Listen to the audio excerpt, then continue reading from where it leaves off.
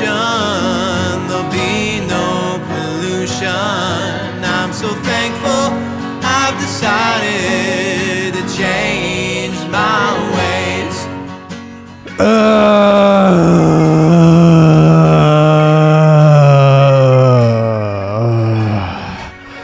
Welcome back to the Leaving Eden podcast, everybody. This is the Leaving Eden podcast. I'm good. Sadie Carpenter is here with you. My name's Gavi. Jinger Duggar's got a new book out. I read the whole thing.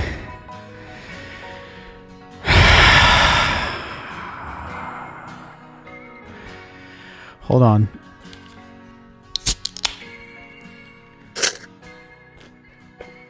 Yeah, that's what I need to get through this. I've read the whole thing. Jinger Duggar Vuolo of 19 Kids and Counting fame. Was she on Counting On? No, Counting On was Jill and Jessa. Yeah, but she was on there. Yeah, she was on there. And came out with her second book. Like 2 years ago, she came out with a book called Becoming Free Indeed.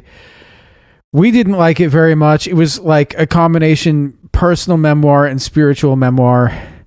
And now she has decided to throw her hat in the ring of Christian self-help books. Yeah, except for she's not throwing her hat in the ring because she's still wearing the hat on the cover. I don't know if she saw the SNL sketch of Big Dumb Hat with Amy Schumer, which is today one of my favorite SNL sketches. It's a good one. She's wearing the hat from Big Dumb Hat, and she seems like the kind of person that they were making fun of in the Big Dumb Hat SNL sketch. This book is called People Pleaser: Breaking Free from the Burden of Imaginary Expectations. It was written by Jinger Duggar Vuolo and co-authored by her friend Julie Lyles Carr, who I believe is like a Christian counselor. I didn't like it. You texted me a couple days ago and you said, Ginger's book is here. It was announced that it was coming out, but I think we all just collectively erased it from our memories. And yeah, usually when there's a new Duggar book or something, we put it on our episode schedule because we know that we're going to end up doing an episode about it. And this time we did not. And you texted me and said, Ginger's book is here. And I texted you and I said, I don't think I can do this. And so I guess I took one for the team. I appreciate it very much. The book is not long. It's like a cool 220 pages, which I say that it's not long, but I listened to the audiobook. The audiobook is like 6.5 hours long. I put it on 2x speed and I wasn't getting through it fast enough, so I had to do like 2.25x speed. Anyway, I'm like, that's what we're here talking about today. But before we get into that, the Leaving Eden podcast is the podcast about my BFF and co-host, cult expert, cult survivor, Sadie Carpenter, her life in and escape from the independent fundamental Baptist cult, the cult in which she was raised. We talk about this cult. We talk about other cults. We talk about religion. We talk about fundamentalism. We talk about the real and present threat that cults and cult ideologies pose to society as a whole. And it is our goal to promote freedom of mind, freedom of thought, and freedom of religion. So if those are topics that you are interested in listening to us talk about, I would recommend that you subscribe to this pod.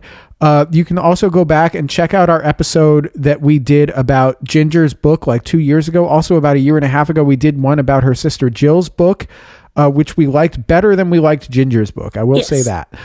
And we also have episodes about the Duggars. We did a whole like live coverage thing about Josh Duggar's trial when he was on trial. That seems like forever ago. But if you want to go back and check out that content is in our back catalog, as well as other topics about fundamentalism that you might be interested if this is your first time listening. You can also join our Patreon at patreon.com/Leaving Eden Podcast, where there is extended, uncensored, ad-free versions of most of our episodes, including this one. There's going to be some bonus stuff that did not make it into the streaming cut of this episode. And it is like that for pretty much every other episode that we put out there, that there's bonus content on there And we hope that you guys like it. So you can find that on patreon.com/Leaving Eden Podcast. We also have a Facebook group and a Reddit subreddit. Both of those places are called Eden Exodus. So if you go to facebook.com/groups/Eden Exodus and answer the entrance questions, that we will let you in, and you can talk about this. You can talk about our other episodes on there.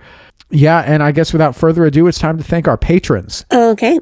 Our I Gave It All tier patrons are Kathleen Moncrief, Melissa Manown, Melora King, and Todd Dale on behalf of his deconstructing spouse, Madeline Antrim. Thank you guys so much for subscribing at the I Gave It All tier of our Patreon.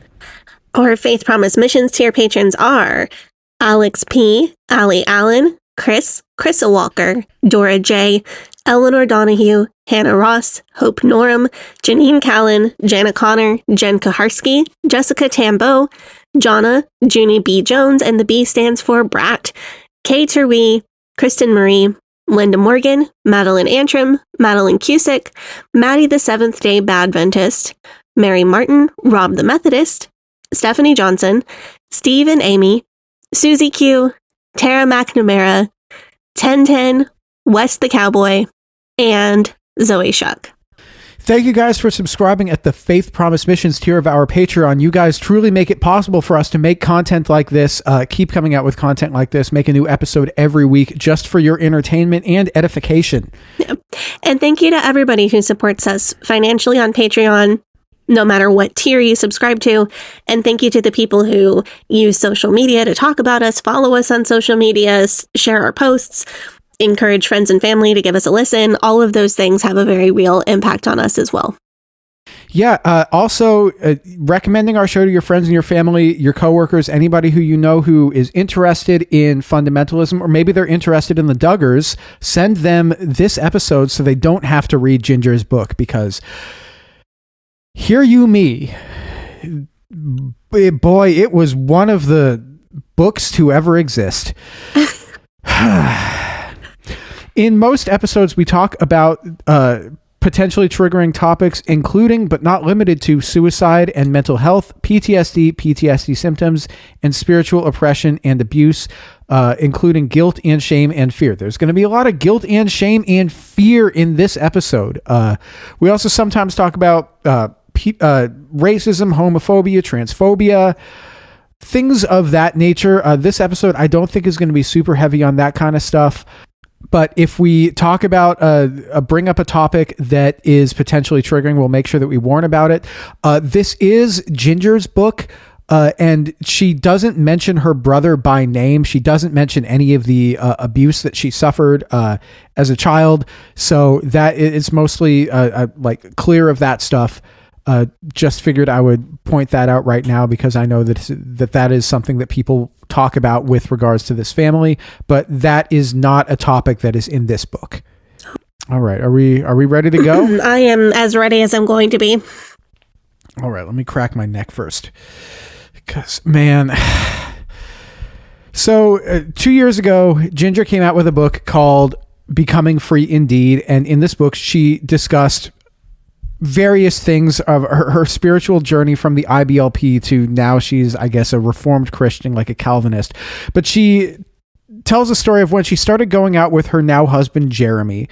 They watched The Truman Show, good movie, and she related to the character of Truman, whose entire existence was for the entertainment of others.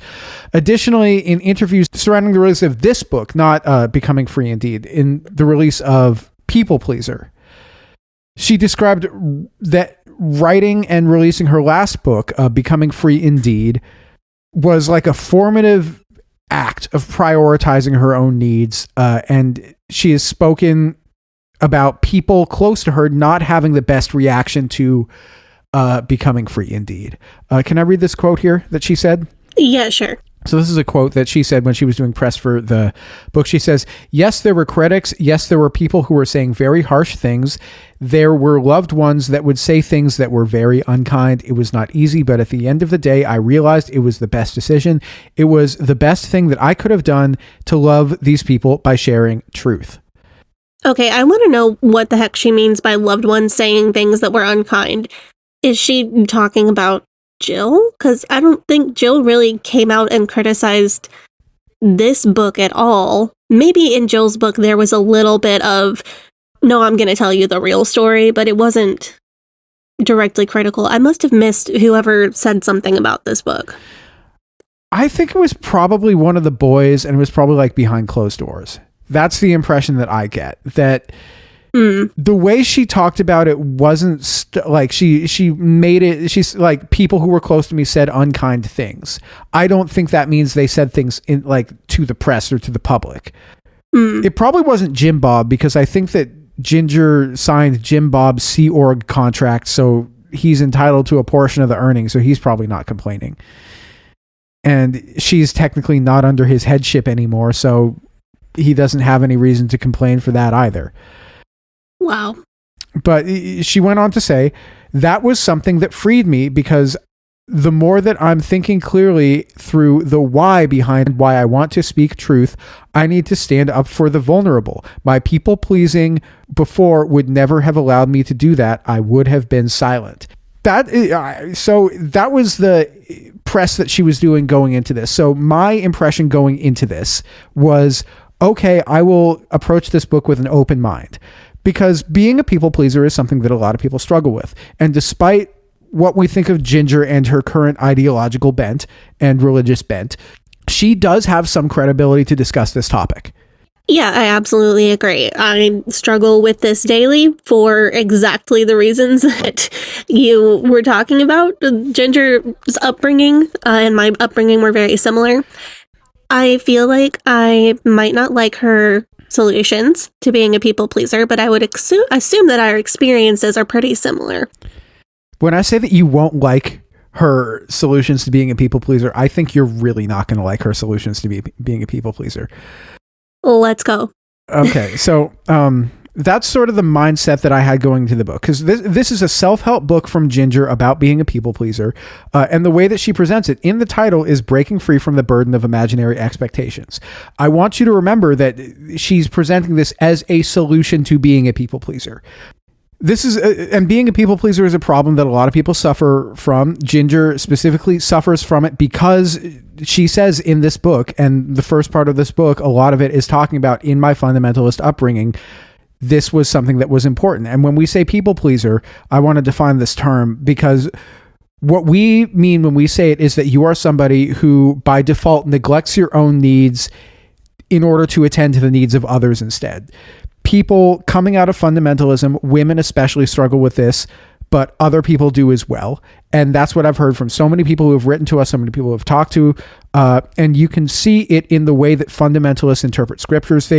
This can be even taken to the extreme of your body doesn't even belong to you, which, if your body doesn't belong to you, then how can you prioritize your own needs, because those needs aren't even yours?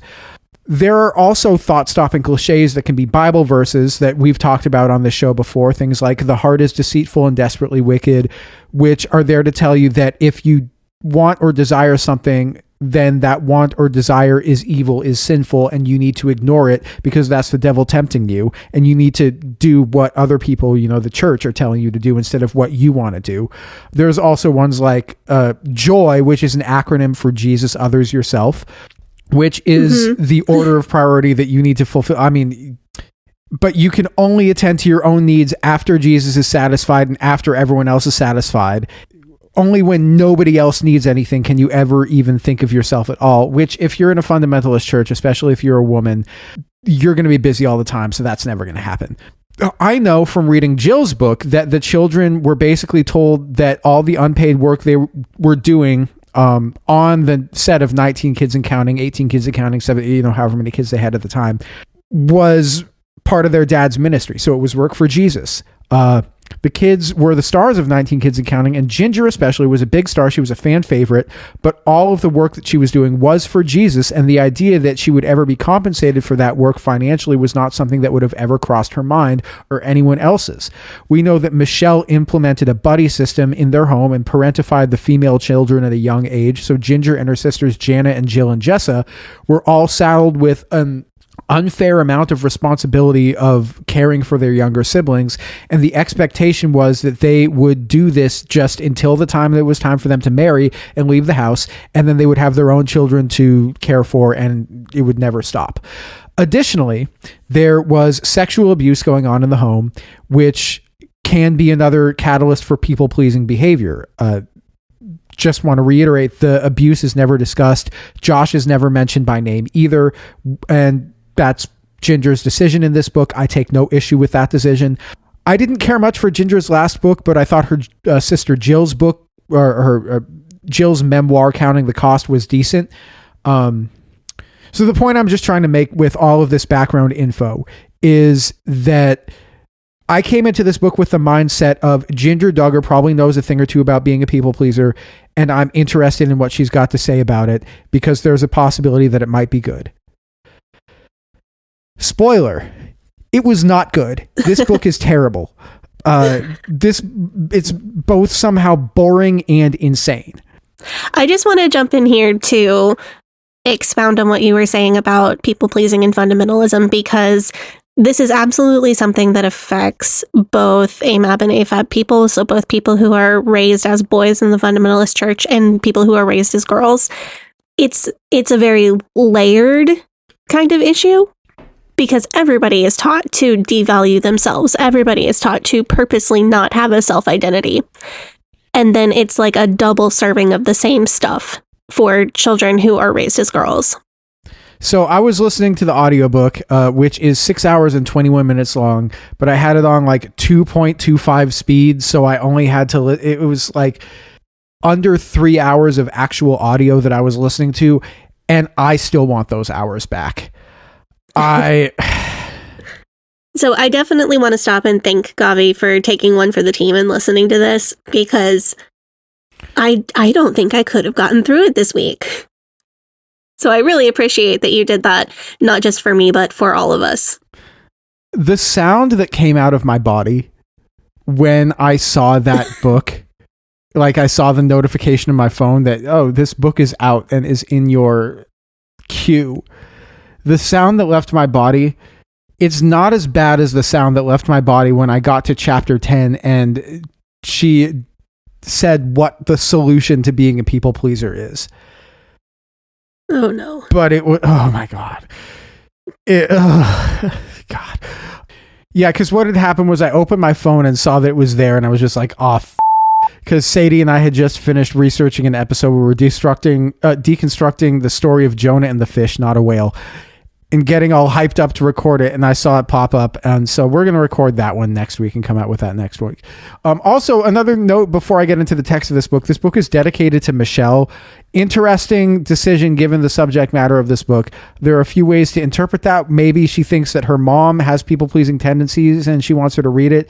Maybe she thinks that there's stuff in there that casts her parents in like not the best light and she wants to make up for it. Ooh, interesting. So in the beginning of this book, not in the beginning of the book of Genesis, Jinger calls IBLP cult-like, male-focused, patriarchal. Not any surprises there. In the intro of this book, she says that being raised in the system had a negative effect on how she viewed herself and prioritized her own needs. Very valid. However, if you read her last book, Becoming Free Indeed, you probably know where this is going, because in Becoming Free Indeed, Ginger's thesis was that IBLP and Bill Gothard's teachings are both culty and not based on the Bible, which is a take that we agree with. But then she said that deconstruction is bad and what you should really do is disentangle, which means do what the Bible really says, not just what the IBLP says. And that means that you become a Calvinist and do complementarianism instead of full-on patriarchy. Deconstruction is fake. And if you don't end up a Reformed Calvinist Christian, then you did deconstruction wrong. You need to disentangle instead, which was not a take that we liked very much. Right. And I will also never forget reading the New York Times write-up of that book, where it was clear that the person doing the write-up had no business approaching the subject matter because they were just uncritical and took everything she had to say at face value. And even though she said that if you don't accept Jesus, then you're no better than her brother Josh, who is in jail for being a pedophile. In fact, you might be worse than him because he's saved and you're not. Right. That was a take that she had in the book. Anyway, I bring this up because this book follows the same trajectory as her last one. She identifies a problem, which is that people are people pleasers and that gives them bad social anxiety. And rather than providing direct relief, Jinger provides a whole lot of extra hoops extra hoops, to jump through before addressing the root cause, because you have to do it from a Christian perspective. It's like Bethany Beals, like how to do whatever in a God honoring way, how to cook casserole in a God honoring way, how to wear makeup in a God honoring way, how to drive your car in a God honoring way. Like you have to do everything from right. So she's given you all these extra steps. It's just more disentanglement garbage. Rather than deconstructing faith down to its bare bones and addressing the underlying people-pleasing issue, and then like rebuilding the faith around a personhood and a sense of self that makes sense. You have a Bible verse that says to people please. Well, here's a Bible verse that slightly changes the context of that. Of course, the reason for this is that if you strip the thing down to the studs, then there is a risk that if you decide that you don't need it anymore, or like you rebuild in a different direction than John MacArthur would approve of, or you find a potentially non-Christian faith tradition that works better for you, well, that's an outcome that is unacceptable, and Jinger can't have that proverbial blood on her hands, even though she is a Calvinist. And if you're elect, then you're elect, and if you're not, then you boil in a lake of fire for all eternity. I did not put it together about her not wanting to potentially be responsible for somebody's deconstruction. Another piece of context that comes to mind when reading this is that Jinger seems extremely hyper aware of her fan base. And I'm not knocking her for that, because in this day and age, even if you're a former reality TV star, you have to know what the fan base is saying, both for your career and for personal safety, because bad behavior from fans has become extremely normalized. And fans of celebrities, especially female celebrities who people might have a parasocial relationship with, like bad fans try to one-up each other on how close they can get to their favorite celebrity, because physical closeness and emotional closeness is like a currency to them. But Jinger seems hyper aware that she has fans who have followed her since the days of free Jinger message boards. So if you go and read reviews of this book, they're from people who grew up watching the Duggars, and they were on those message boards. And in a weird way, Jinger writing this book almost feels like there's like 10% fan service mixed in, which is funny to me because fan service is low-key a form of people-pleasing.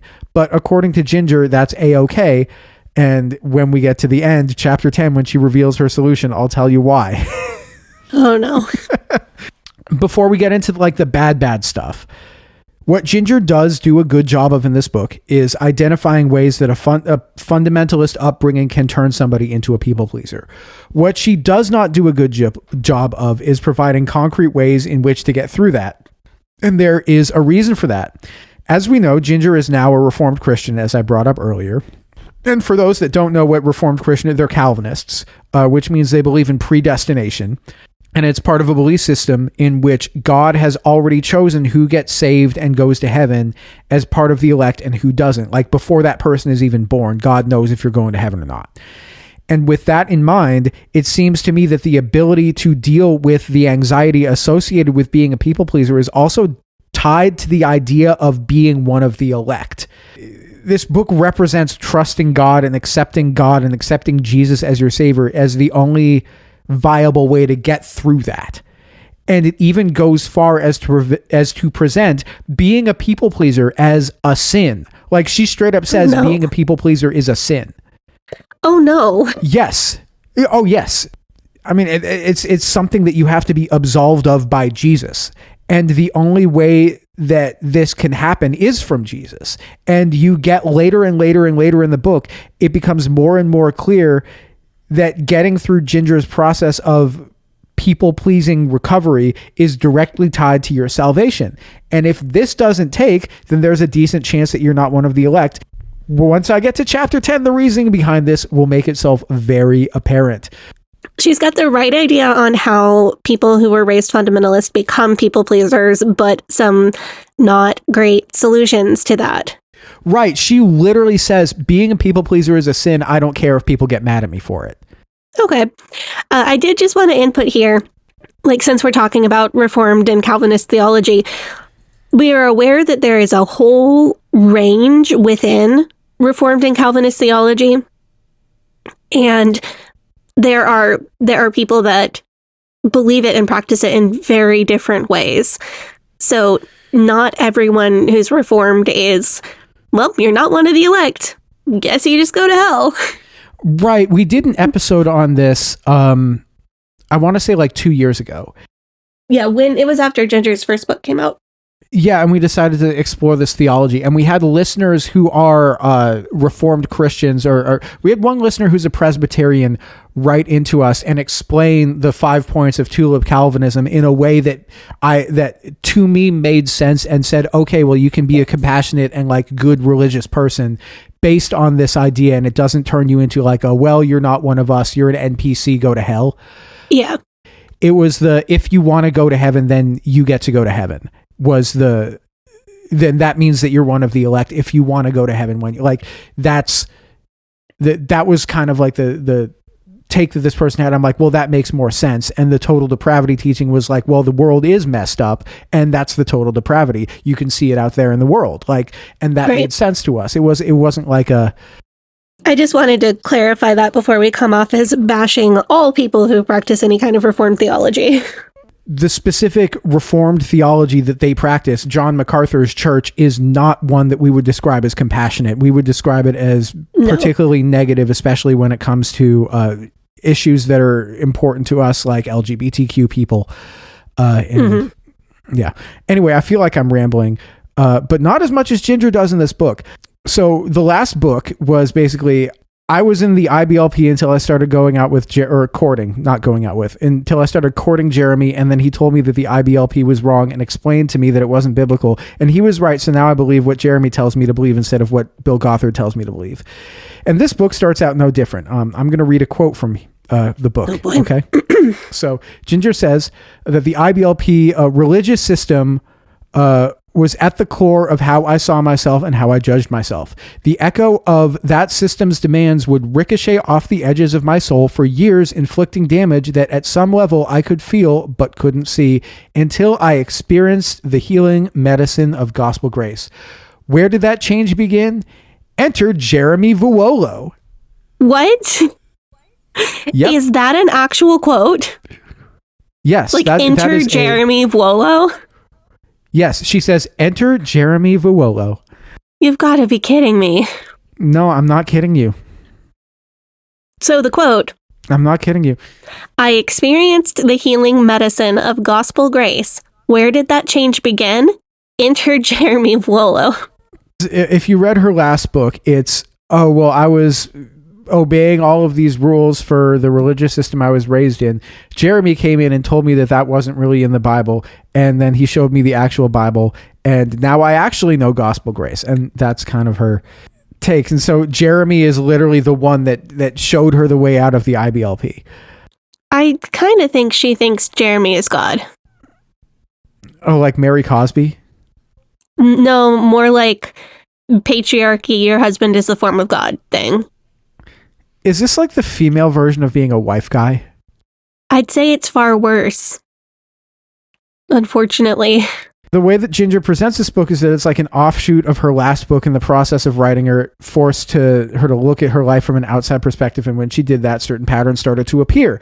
And one major pattern that she noticed was tendencies towards being a people pleaser. She describes severe anxiety during her upbringing that she might accidentally let people down.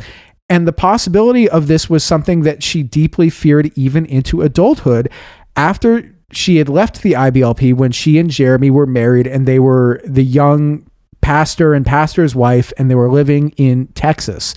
She describes a feeling that I've heard mirrored many times by like pastors' kids, that if she said something wrong, then it would negatively affect the ministry of her husband, or in the case of pastors' kids, their parents. And it turned into social anxiety, and she would, turn down offers of friendship and fellowship. Very common issue that we hear from ex-fundamentalists, ex-evangelicals that write into our show. Jinger brings up the point that Christians are supposed to put others first and are supposed to help others. And her answer to this is to ask whether it's being done for the right reasons. And she asks whether you're walking in humility or whether you are appeasing people around you because you want their approval and acceptance. And then she brings up the book of Proverbs, Proverbs 29:25, which, let me look that up. Fear of man will prove to be a snare, but whoever trusts in the Lord is kept safe. Does that make sense to you? Sure, I think that's kind of a thin Bible reference for that. Yeah, but that is like a core premise That's of this the book. Webster's dictionary defines of Bible references. So I know we're pretty early into the book and maybe I shouldn't assume, but I kind of think that Ginger's definition of putting others first and my definition of putting others first might be different. What is your definition of putting others first? Whenever it doesn't compromise your own absolute needs, you should look for ways to serve other people in your life. If you're getting up to refill your water bottle, then you ask the person next to you if they need theirs refilled as well. You look for ways that you can financially contribute to good works in the world around you. You don't litter. Not littering is putting others first because you chose to walk the extra 500 feet to a trash can instead of inconveniencing someone else and making the land dirtier. But I feel that her idea of putting others first is going to be, well, if you're hungry and somebody else is hungry and there's only one meal, then they get it. I'm glad you brought that up because there's some words that she has to say about that at the end that are going to make you very angry. Okay. Because Ginger is clearly writing this as a self-help book because she uses the syntax that is like self-help book-y. Like she'll say, you probably feel like blah, insert metaphor. Like an ocean when it's crashing down, some basic shit like that.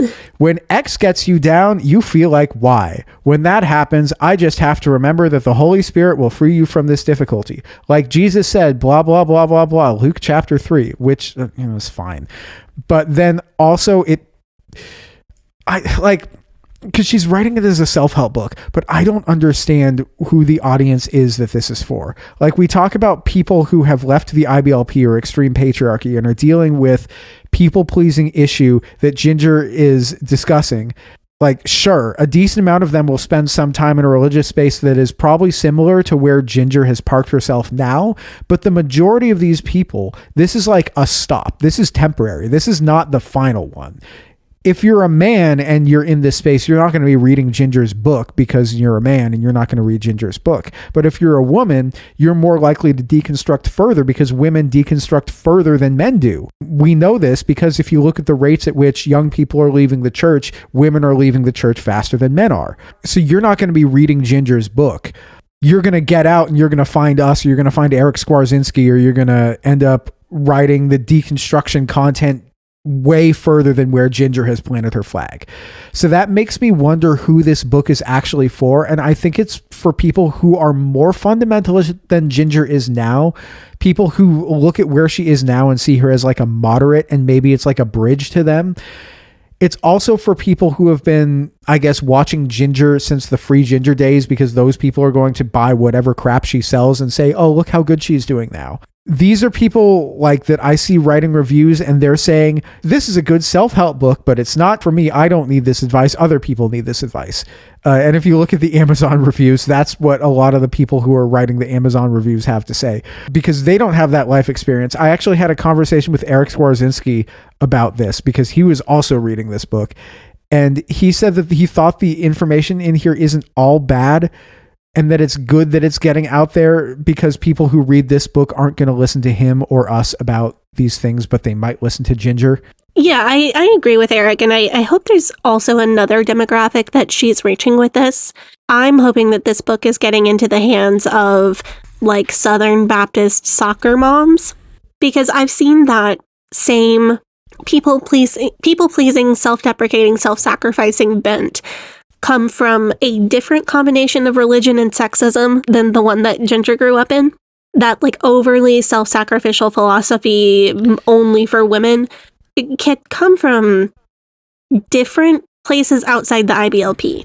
It can come from a more patriarchal part of society that is also religious. So I think there's definitely a demographic that could read this book and go from self-sacrificing, self-hating people-pleasing to do it for Jesus people-pleasing, which makes them feel better about themselves and is arguably a net gain. Unfortunately, I feel like Southern Baptist soccer moms are not going to get a lot of relief from Jinger, because Jinger Duggar has, without a doubt, been a people pleaser to a degree that goes beyond what a lot of people who are even raised in fundamentalism experience growing up. So if she's gone through that, like, I want to see what this process is. And when I'm getting to this point in the book, like in halfway through chapter 1, I like kind of the expectations or the understanding of possibilities of what this book could be kind of changed. And I was like, oh, it's going to be one of these. And so then I was more like, if I go through and cut all of like the Christianese bullshit out of this book, is it still a useful book for anybody? And that's where I ended up, because like when she gets into the Christianese bullshit, she ends up saying absolutely nothing whatsoever, even from like a Christian perspective. So the chapters will have a format where at the beginning, Jinger will tell like a Duggar anecdote. And I assume that this is like Duggar fan service to keep them interested. And then that will turn into an object lesson. And then Jinger will say some mixture of salient points and complete nonsense. And then she'll say, let's chat about it. And then at the end of the chapter, she'll include some questions to consider, or like a prayer that she found useful, or like a Bible verse. And I've written down here in this Google Doc some of the questions. I actually wrote down all of the questions that she has at the end of every chapter. Oh boy. You can take a look at those and see if any of them pop up. And some of them are like, okay, let's see. What do you hope to learn about people pleasing and yourself as we walk through these chapters together? Okay, that's like an interesting question that somebody who's reading this book might answer. But then you get to the questions like in chapter 2, where she's like, on a scale of 1 to 10, what does receiving approval feel like to you?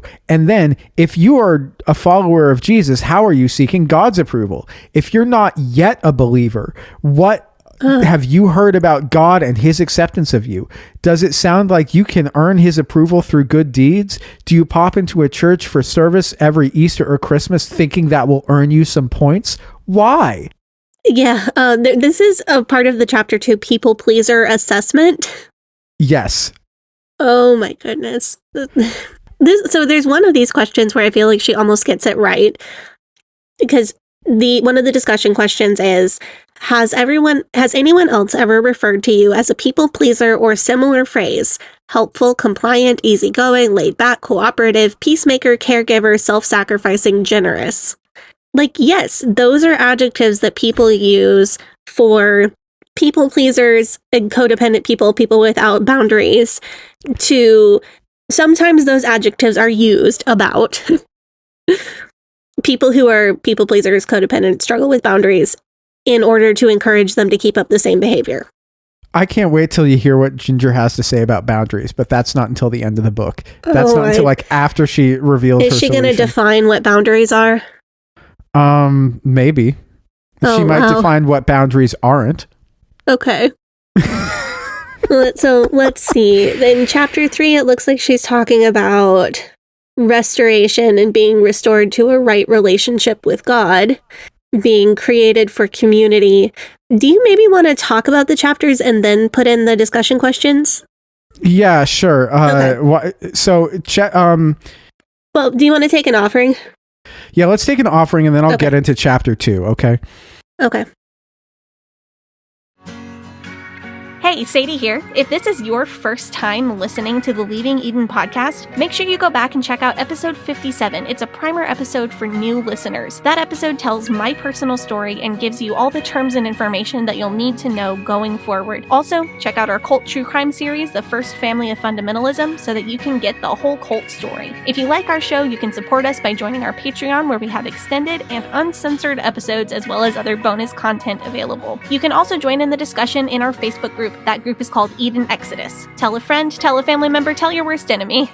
The Leaving Eden podcast is a fully independent podcast, and we really appreciate your support. Now, back to the show. All right, we are back from our break. We're ready to get into like the meaty meat of this book and not intros. So we're here in chapter 2. Chapter 2 is called New Tools. And Jinger talks about the story of Exodus when God sent Moses to talk to Pharaoh. But Moses didn't want to do it because he wasn't a very good speaker. He talked kind of slow, had a speech impediment.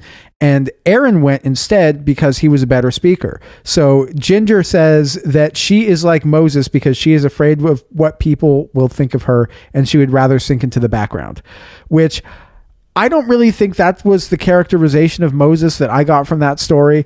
I think that she fundamentally misunderstands why Moses didn't want to go, or either that or she's projecting her own motivations onto Moses, because the impression from that story I always got was, I'm not the person who could do this job effectively, so you should send somebody else who would be better at it. It's like, delegating tasks that you're not as good at to somebody else, which Moses does with his brother, and he sends Aaron. And it's not like if I go and don't talk well, then Pharaoh will think I'm dumb, and I don't want Pharaoh to think I'm dumb. But that's what I think Jinger thinks that it was, or at least the impression. Yeah, the way I always heard the story was kind of Moses saying, number one, I don't want to. Number two, I'm not a very good speaker. I'm not qualified. I'm shy and I have a stutter. There's somebody who can speak better than me. And the interpretation is also that Moses is prideful in this situation because God told Moses to go and speak, and then Moses said, no, actually, I know better than you do. Send my brother instead. Well, in Moses' defense, they sent Aaron and it worked. It was a great plan. Yeah. But I don't think Moses thought that Pharaoh was going to think he was dumb. I don't think that was the problem. Yeah, I mean, Pharaoh was his brother, so they grew up together. If your brother's got a speech impediment, you probably gave him for it growing up. Yeah. Jinger correctly identifies that people-pleasing behavior is a trauma response sometimes, and that it could be a way to avoid abuse or as a way to placate people who would otherwise harm you. And she says, I quote, "In hard and unpredictable and scary times, the one thing we try to do is keep everybody happy. And if we keep everybody happy, maybe, just maybe, we can keep bad things from happening." That is a very astute observation. And she goes on to say, Jesus loves you as you are if you don't conform to all of the rules, just like how he was happy to talk to a Samaritan woman. But he also told her about how her life was bad and how she should be better if she joined him. I'm not sure that's totally the point of that story. And it seems like it's kind of self-defeating. And this is a bad example to include because this woman agreed to testify on the behalf, and then the town loved Jesus, which seems like she was engaging in people-pleasing behavior towards Jesus and was willing to change her behavior to make Jesus happy. But I guess that being a people-pleaser doesn't count if you're being a Jesus-pleaser, and the people you're pleasing is Jesus. Save that thought towards the end of this book because... I was going to say, I have a feeling about that. So Christians are supposed to be like Jesus, but Jesus literally sacrificed his life. So how do you not be a people pleaser? It's hard to square this with teaching about going the extra mile from Matthew, Matthew 5:38 to 42. Yes, I do. Where, for those who aren't familiar, it says, "You have heard that it was said, eye for eye and tooth for tooth. But I tell you, do not resist an evil person. If anyone slaps you on the right cheek, turn to them the other cheek also. And if anyone wants to sue you and take your shirt, hand over your coat as well. If anyone forces you to go 1 mile, go with them 2 miles. Give to the one who asks you, and do not turn away from one who wants to borrow from you." I mean, it's hard to have a religion that's based on that and not be people pleasers. Remember this for later. We've already gone over some of the chapter 2 questions, so I'm going to skip right ahead to going and talking about chapter 3. Okay, great. Because in chapter 3, she gets into weird pseudoscience about how being social makes you live forever. And that's why God made more people, because in Genesis, people live to be hundreds of years old, and that's why God lives forever, because he has 3 parts of himself to be social with. He has the Father, the Son, and the Holy Spirit, and that's 3 people. So, yeah, and because God is a social being, he created us to be social because we are created in his image, or we will not be happy, like in the movie Castaway. God lives forever because of the Trinity? She says that God is social with God because there's 3 parts to him.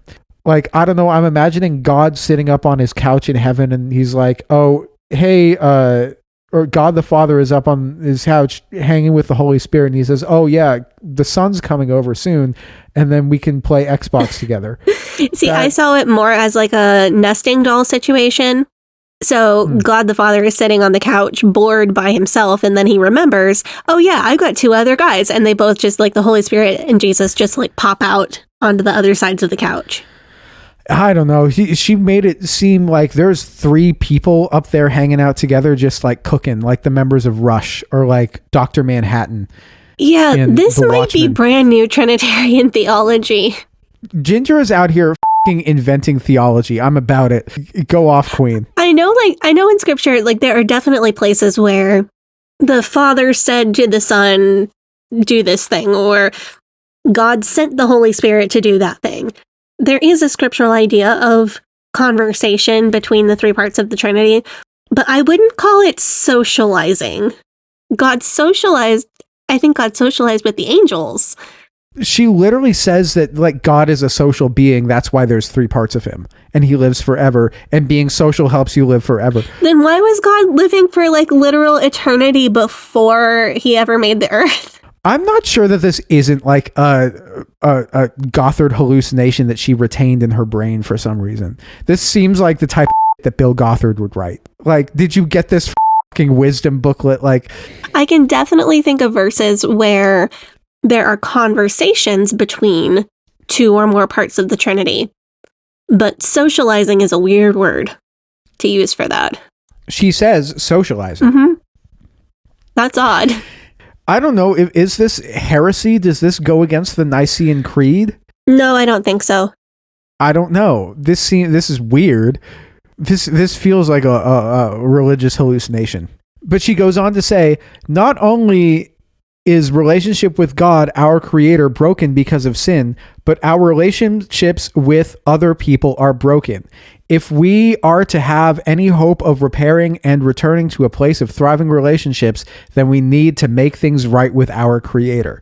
This is such a wild thing to say. She's saying that if you're not Christian and you don't accept Jesus and that you are a sinner, then you cannot form healthy relationships with other people. There is no way to have healthy relationships with other people outside of the framework of what is prescribed in Christianity.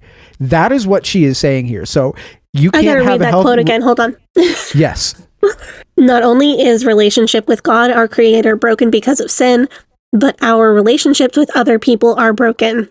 If we are to have any hope of repairing and returning to a place of thriving relationships, we need to make things right with our Creator. So if you're not right with God, you cannot have thriving relationships. That is what she is saying here. That is, I believe, what she is saying. If you are married and you're not Christian, then guess what? Your marriage sucks. If you have kids and you're not Christian, then guess what? You don't have a good relationship with your kids and they won't turn out right. That is straight up what she's saying. Like, if you're not Christian, then you don't love your parents. That's what she's saying here. It's nuts. She tells a story where some guy said to Jeremy, like in the church, you treat me poorly and you look down on me. And Jeremy's like, I don't think about you at all. And Ginger says that guy must have been so fixated about what other people think of him and that he must have been a people pleaser too. That's a take. Should we look at the chapter 3 questions? Yeah, chapter 3 I have them questions. pulled up in another tab, so you don't have to scroll back and forth. We don't need to do all of these because some of these suck. What are some that you find interesting? Question 3 is, how do you think we can be restored to a right relationship with God? That's very much like, oh, there's a correct answer to this one. It caught my eye because that's a very much a leading question. With God knowing that sin makes community difficult, why do you think that he still expects us to be connected?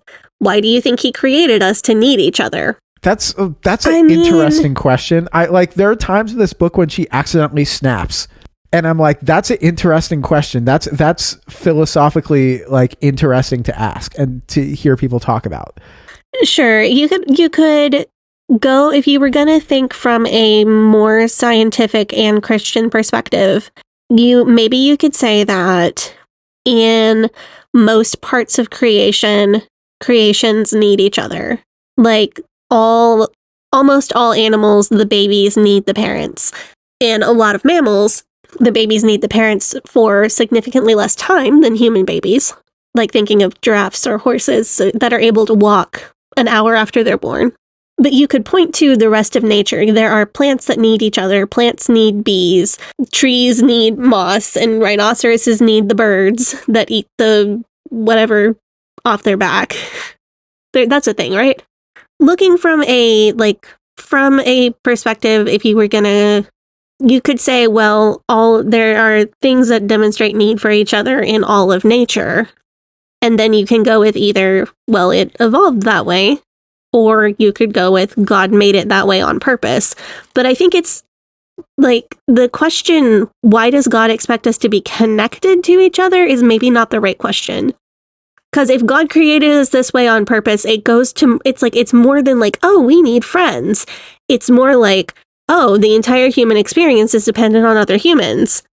Chapter 4 is called Desperate is Not a Good Look. And I would say, tell that to Bethany Beal. She opens this chapter with an anecdote about Joe Duggar that, I mean, if you're going to tell an embarrassing story about one of the Duggar kids, it's got to be Joe, right? On one hand, people forget he exists. He also looks like if you put Peyton Manning's hair on a king cake baby. What's funny is I have a mental image of Joe, which I can't say for most of the Duggars. But I cannot possibly tell you like where he is in the birth order. And I'm also stuck trying to figure out if he's the one who fell into the orchestra pit or not. He's married to Kendra. Oh, that Joe. Okay. She tells this story about how there was this neighbor kid that lived like right next to them. And Joe wanted the neighbor kid to think he was cool. And the neighbor kid was just like bullying the shit of him, that he would say, oh, well, I have to dare you to do things, and if you don't do the dares that I tell you, then you owe me money. Which Joe, she's not painting him in a very intelligent light here. It's not even just like, hey, do you want to jump off of this cliff? Let's jump off of this cliff together. And you're like a 10-year-old boy, you're like, sure, that sounds like a good idea. Anyway, this kid's like, you need to touch this electric fence or you owe me $10. And Joe's like, okay, and he touches the electric fence. She just hangs him out to dry there. But then she tells the story of Mary, Martha, and Jesus, and how Jesus showed up with all of his disciples and Martha had to feed them, and Martha is getting the food ready. And Mary, Martha's sister, is sitting there listening to Jesus, and Martha is like, she tries to get Mary to help her, and Jesus tells her to f*** off. I think that this is a good story to bring up for any of you children listening. Like, if your mom ever tells you to put down the Xbox and help get dinner ready, you should hit her with the Luke chapter 10 and be like, Mom, I'm playing Xbox. I didn't even want to have people over tonight. I just want to play Xbox. I don't care that grandma's coming over. You're the one that invited her. Don't make me help. And then bring up Luke chapter 10. Okay, but for that to work, you have to positively correlate Jesus with the Xbox. I think Fundy Fridays just did a series on Christian video games. Maybe that would be helpful. Is the Jesus Christ, I Am Jesus Christ video game out yet? Because I've seen ads that they were developing that for years. And when that comes out, I want to do a video on it. But I keep seeing previews I don't know. of it. According to Ginger, in this story, Martha was too desperate. Like, she was too thirsty for Jesus to like her. Okay. So she was like... asking, like, inviting Jesus and all the disciples and wanting to pray. She wanted to do too good a job of being a host to Jesus, and she was desperate and being a people pleaser when she asked Mary to come help her out, because Martha was the one who invited Jesus over in the first place, and Mary shouldn't have to help her. But she wasn't being a people pleaser. She was being a Jesus pleaser. This should be fine. Oh, Martha's motivations were bad because she wanted people to think that she was the best at pleasing Jesus. Okay, that's fair, but I think that does contradict other stuff that Ginger says in this book. The Mary and Martha story, by the way, it's a common story that we hear a lot of in the IFB about how some people work too much for Jesus and then they never take time to slow down and listen to Jesus and get to know him and have a relationship and all that stuff. In reality, I do want to point out how this is a double-edged sword for women in the IFB. Because in reality, it's never put down your work for a minute, sit down, put your feet up, and get to know Jesus. In reality, it's get more work done and do it faster so that you have spare time to get to know Jesus instead of doing anything nice for yourself. She does put some people on blast here in a way that I'm low-key here for. Like, she talks about people who are out doing the most to show that they've got it together when their families are always the ones who are behind the scenes, like everything is falling apart. This is a phenomena that if you follow family influencers, or if you know about family and parenting influencers and relationship influencers, this is a very well-known phenomena, because once you start trying to present yourself in a certain way to other people, especially with your relationships, those relationships stop being for you and for the people in the relationships, and they start being for everybody else instead, and it starts to fall apart. And this is a thing that you see in ministries all the time, where if the pastor and first lady of the church have requirements of being outwardly great at relationships and relationship experts, then that is something that they have to represent at all times. And if they ever let that facade fall, then it hurts their testimony and damages the church doubly, because the word is that the way the church says couples should live is a one-size-fits-all solution. And if that's not working for you, either you're somehow deficient or defective, or the word isn't strictly 100% true. And it's the same with couple influencers. Like, if you make your relationship part of your brand, then I immediately get sus about what's going on behind the scenes. Right, Don. Like, and people get parasocial relationships with celebrities all the time, and I think that's its own whole thing. I just think it's a bad idea to make your relationship part of your brand in any way. Yeah, or kind of like how Ginger's family started a literal reality TV show when her brother had already started committing crimes, and they just thought they could hide it from everybody for 10 years.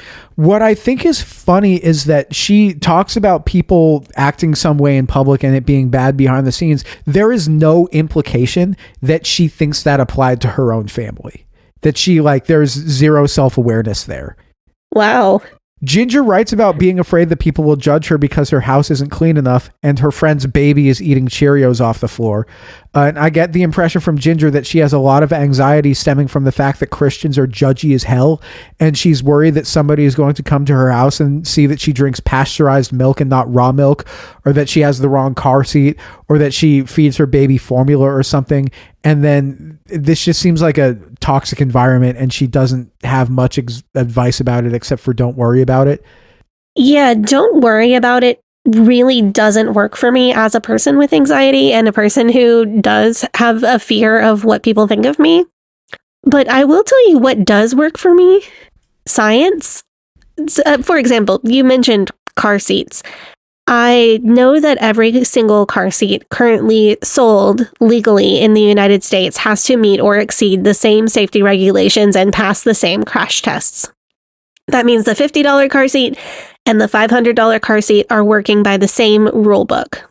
The $500 one may have extra features or exceed the safety requirements, but the $50 car seat is not unsafe. If it's sold here legally, it meets the regulations. It has passed a crash test. So put your kid in a car seat, make sure it's installed correctly, and then don't worry about it, because science says you're doing the thing that is the safest thing you can do for them. She does talk about car seats later, because apparently if she posts any photo of like the backseat of her car at all, then people on social media just ride her nuts about whether or not it's the safest model or whether or not it's mounted correctly, or somebody like, I have that model and blah blah blah blah blah blah blah blah. I mean, I'm one of those car seat moms. Yeah. That's something that I take really seriously. So just saying, oh, don't worry about it, don't worry, because when people criticize on social media and say that you're doing something unsafe to your kid with a car seat, that's going to cause anxiety. And telling somebody just don't worry about it isn't helpful, because if you were actually doing something wrong, let's say you did actually have the car seat installed incorrectly, don't worry about it is not a good solution, because you need to get it in there correctly to protect your kid. And if you have it in there correctly, don't worry about it is not going to make the anxiety from people coming at you on social media go away. What is going to make the anxiety go away is facts. Is I know that this car seat is safe because, and I know that it's properly installed because. But you see what I'm saying about don't worry about it doesn't do anybody any good. No, it doesn't. Because if you're doing something unsafe, not worrying about it makes you continue to do something unsafe. And if you are not worrying about it is not going to make the anxiety go away. Right. And I mean, like Sadie and I, we were both raised in like the 90s when there was very much like a almost eugenicist belief that you could, if you did everything perfectly, then you could raise super children that were going to be, that were like geniuses. And I think we've talked about this before.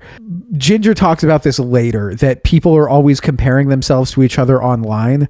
And it's almost like, I think it's almost like biohacking adjacent, where people think, oh, well, if I eat this thing, then I'll add 5 years to my life. And if I eat this thing instead of this thing, then I'll add 5 years to my life. And if I eat this thing instead of this thing, I'll add 5 years to my life. And pretty soon they're like, well, I'm going to live to be 380. And it's like, if you do this with your kid, then you'll add 5 IQ points. If you do this with your kid, you'll add 5 IQ points. If you play them the classical music in the womb, then they'll add 5 IQ points. If you do this, if you do that, like, and then pretty soon you're like, why doesn't my kid have a 250 IQ? You know? Yeah. And I'm really glad with mine that I really purposely stepped out of that. I do the stuff that's scientifically based. Like, the kid needs calcium, iron, and folic acid. That's science. But also eating dino nuggets sometimes is not going to kill her. It's scientifically, it is a really, really good thing to talk to your baby as much as you can. At some point, I would really like to talk about like parenting cult adjacent behavior. I think that would be a very interesting episode. That could be a series, because we could do Ruby Frank. Oh God. Anyway, Jinger goes on to say, this is another insane take from this. She says, it's on trend to stop using words like sin these days. We don't want to shame anyone. We want to be known for our love and mercy and grace. Do ya? Are you Christians? But consider this, calling out sin can be an act of love and mercy and grace. Jesus does it all the time in scripture. He does it because he knows that we can't have freedom unless we see what binds us. So she says, people pleasing is a sin. I'm going to call it a sin. And if you don't like it, well, that's just your sin nature talking and you being uncomfortable because you know I'm right. Well, I mean, this is so fucking insensitive.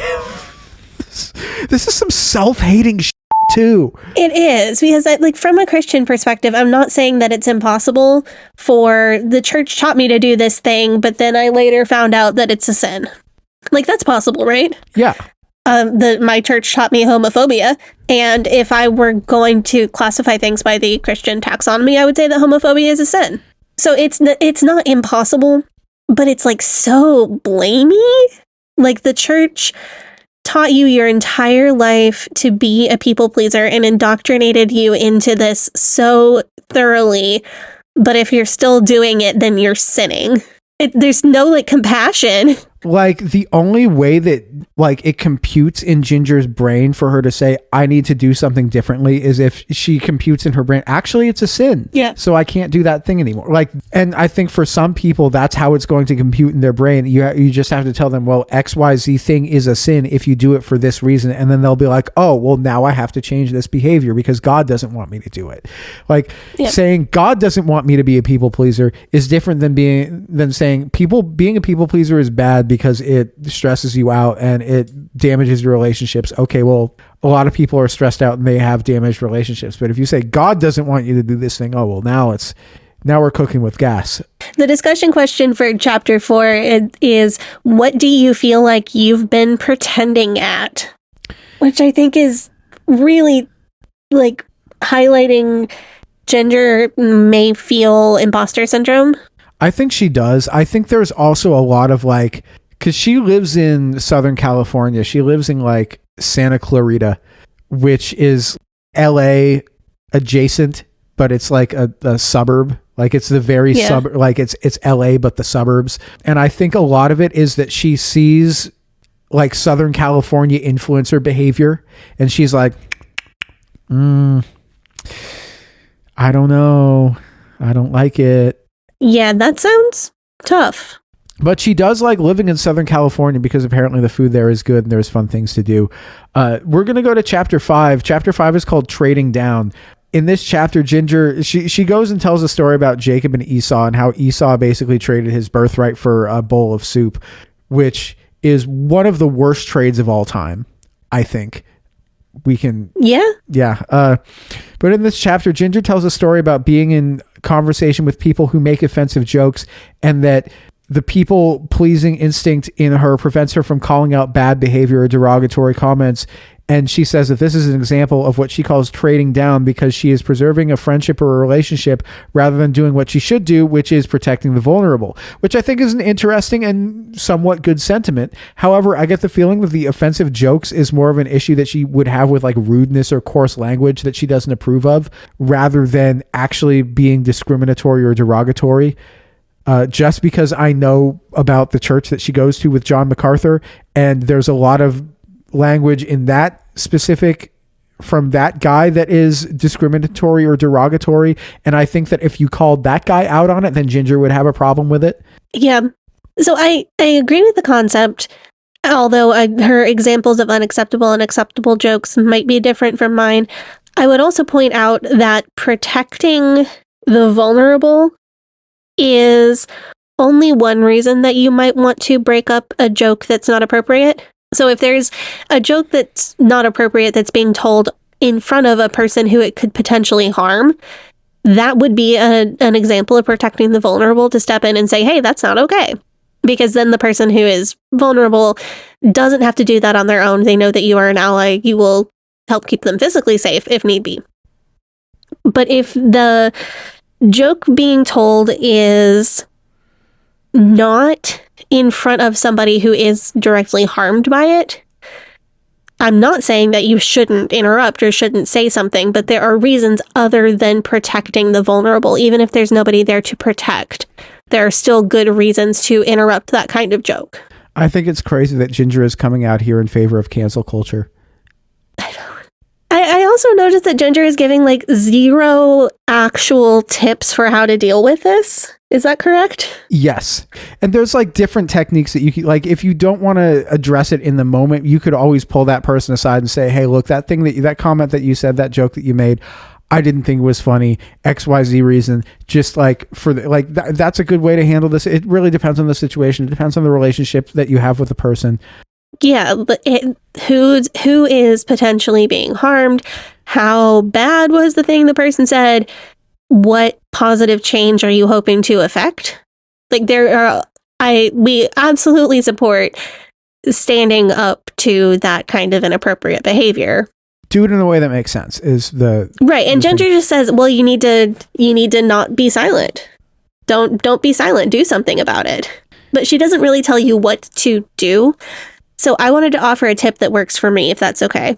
Go for it. So I find it really helpful to have a script for interrupting that kind of conversation. I typically use something like, I don't think that's very funny, or that seems inappropriate.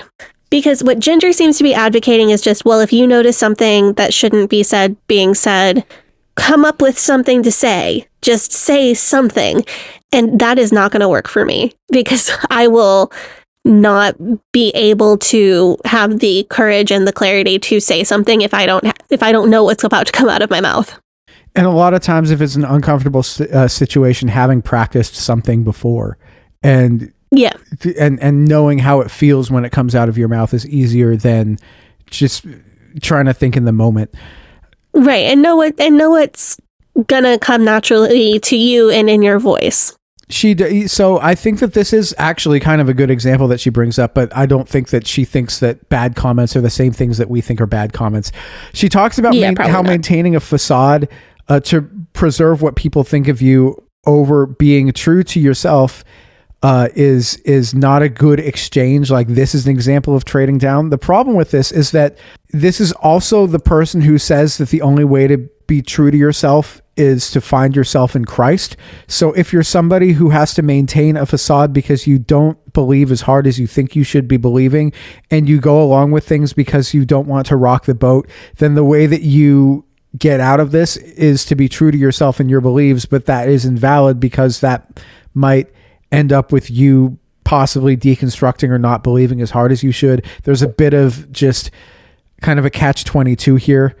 But then if you look at this through the lens of Reformed theology and election, then it comes down to, if God chose you to be one of the elect, then you should be fine not putting up a facade of being more holy than you actually are because you're one of the elect no matter what. And if you're not one of the elect, then you should know that you're not one of the elect and you should stop pretending that you are or that you can be. It feels really deterministic for somebody who writes so much about worrying about what other people think of them. There is very much a, yeah, well, if you can't take the heat, get out of the kitchen vibe about this book. And it's as if she sees happiness and prosperity as a walled garden that is only available to the right kind of Christians. And if you're not the right kind of Christian, then don't bother even trying not to be a people pleaser, because you just don't have a chance of forming real relationships in your life anyway. And you're not built for this. It's so weird that she's saying, be true to yourself. Yourself is your true personality that you find in Jesus, because there's still no self there, Ginger. I don't get it. I feel for her. I really do, because, girl, I've been there. Still am there in a lot of ways. I get it. I was conditioned out of having a concept of self. And I get that it sucks. And now I'm in a lot of therapy for it. But she's writing a self-help book when she doesn't believe in the concept of a self. That might be it, though. I think that is it. Yeah, because self is a bad word to this kind of Christian. Jesus, others, yourself. Ginger then brings up the story of Jonah. I don't think she really gets the story of Jonah, and we're going to talk about that next week when we deconstruct the story of Jonah. Stay tuned. Make sure that you follow and subscribe to this show so you can hear that. But she's like, it's good to be afraid of God because that means that you trust him. That fear can get traded down for a fear of man. A fear of man is to make your concerns about what people think of you bigger than God, which I guess makes sense. But the subtext here that I'm getting is, don't let the woke mob tell you what to do. Trust God and stand up against the woke mob, even though it's unpopular, which leads us into chapter 6, which is critics. But before chapter 6, we have to do the chapter 5 questions. Any of these questions that you think are interesting? Yeah. Think about a time when you let a selfish form of people-pleasing keep you from a longer-term blessing. What were you trying to avoid? What were you trying to satisfy? That seems like a legitimate question, though. Yeah, I think it's going to lead you to think a very specific way, but that's arguably what discussion questions are for in books. It's when we get to some of these questions is when I remember, she co-wrote this with like a Christian counselor. So that's where like a lot of the mental health-y or pseudo-mental healthy sections of it are. Yeah. And when you say the fear of man is to make concerns about what people think about you bigger than what God thinks about you or what God thinks, you have to assume what God thinks, which one would think would be very easy given that we have a whole Bible, but turns out to not be that black and white. Well, the man can't comprehend the mind of God, so how would you know what God thinks? Right? Right. Well, only through biblical literalism. So chapter 6, the critics. In this chapter, Ginger talks about how trying to present yourself a certain way on social media can be a form of people-pleasing. That's actually a very astute observation, Ginger, especially if you're a public figure, and how she has internalized a lot of criticism that came from other people. But the story that she brings up is, let he who is without sin cast the first stone, and that she says that this is helpful to her when dealing with critics. Like when somebody says, your car seat is bolted in the wrong way, or, on Instagram or something, she's like, well, when have you ever been perfect? Who are you, Mr. Perfect? Which I guess can be valid. I think that there are a lot of extremely valid criticisms of Ginger. Maybe you think that her life and her upbringing is a mitigating factor, and it's fine if you feel that way. But also in the story, if you read the story of let he who is without sin cast the first stone, the person that Jesus saves from being stoned is an adulterer. It's not like a murderer or a pedophile or a child abuser. Yeah. But her point was Jesus didn't condemn her because he ultimately took the punishment on himself. And I do think that the let he who is without sin cast the first stone can be warped to become the ultimate whataboutism, get out of jail free card that is abused to death by the worst manipulators. And it seems like there are enough loopholes that can be open or closed arbitrarily based on who you are and whether or not the people in charge believe that you are somebody that they value or not, and that this is what some would call a two-tiered justice system. Anyway, Jinger says that this woman deserved to die under Israelite law. Like, that's a quote. This adulterer deserved to die under Israelite law, but Jesus gave her a way out. He is the answer, him. So basically what she is saying here is that you can do anything bad or sus that should get you canceled, but you can just say, Jesus, come save me, and you shouldn't have to face consequences because he takes the punishment for you. That is a tangled theological mess. It's so f***ing circular, and it's just so arbitrary the way that she talks about this stuff. To put yourself in the shoes of the woman taken in adultery as opposed to the shoes of the religious people who were criticizing her is a little bit wacky. She's also low-key putting herself in the shoes of Jesus here. Right, and I think, like, sidebar, but this is where I think a lot of Christian anti-Semitism can come from. Because that story gets rewritten where that was the Pharisees, right? I can't remember. I think it was, but it gets rewritten where the Pharisees or whatever that religious group was are the bad guys, and Jesus is the hero, and the woman taken in adultery is the like self-insert character. And I don't think that's how it's meant to be at all. I think that it's meant to be that the self-insert character should be the guys attacking her. Like, don't do fucking pylons. Yeah, the way you should see yourself in that story is at a bare minimum as all three people at different points in your life. Like, the woman who's an adulterer, she's not powerful, but the people who are going to stone her, they're powerful. They're like legally in charge. Like, they're part of the justice system. They're the ones who are stoning her. It's like, who is the Superman in this story? Who is the supervillain, and who is the poor helpless citizen? Yeah, Superman flies in and beats up the cops. That's what's going on here. Right, but you're not, it's not meant to be, oh, I can do anything and Jesus will forgive me. I think the lesson is actually meant to be, I should back the off judging other people. She goes on to talk about how you can talk about somebody's sin without condemning them or judging them.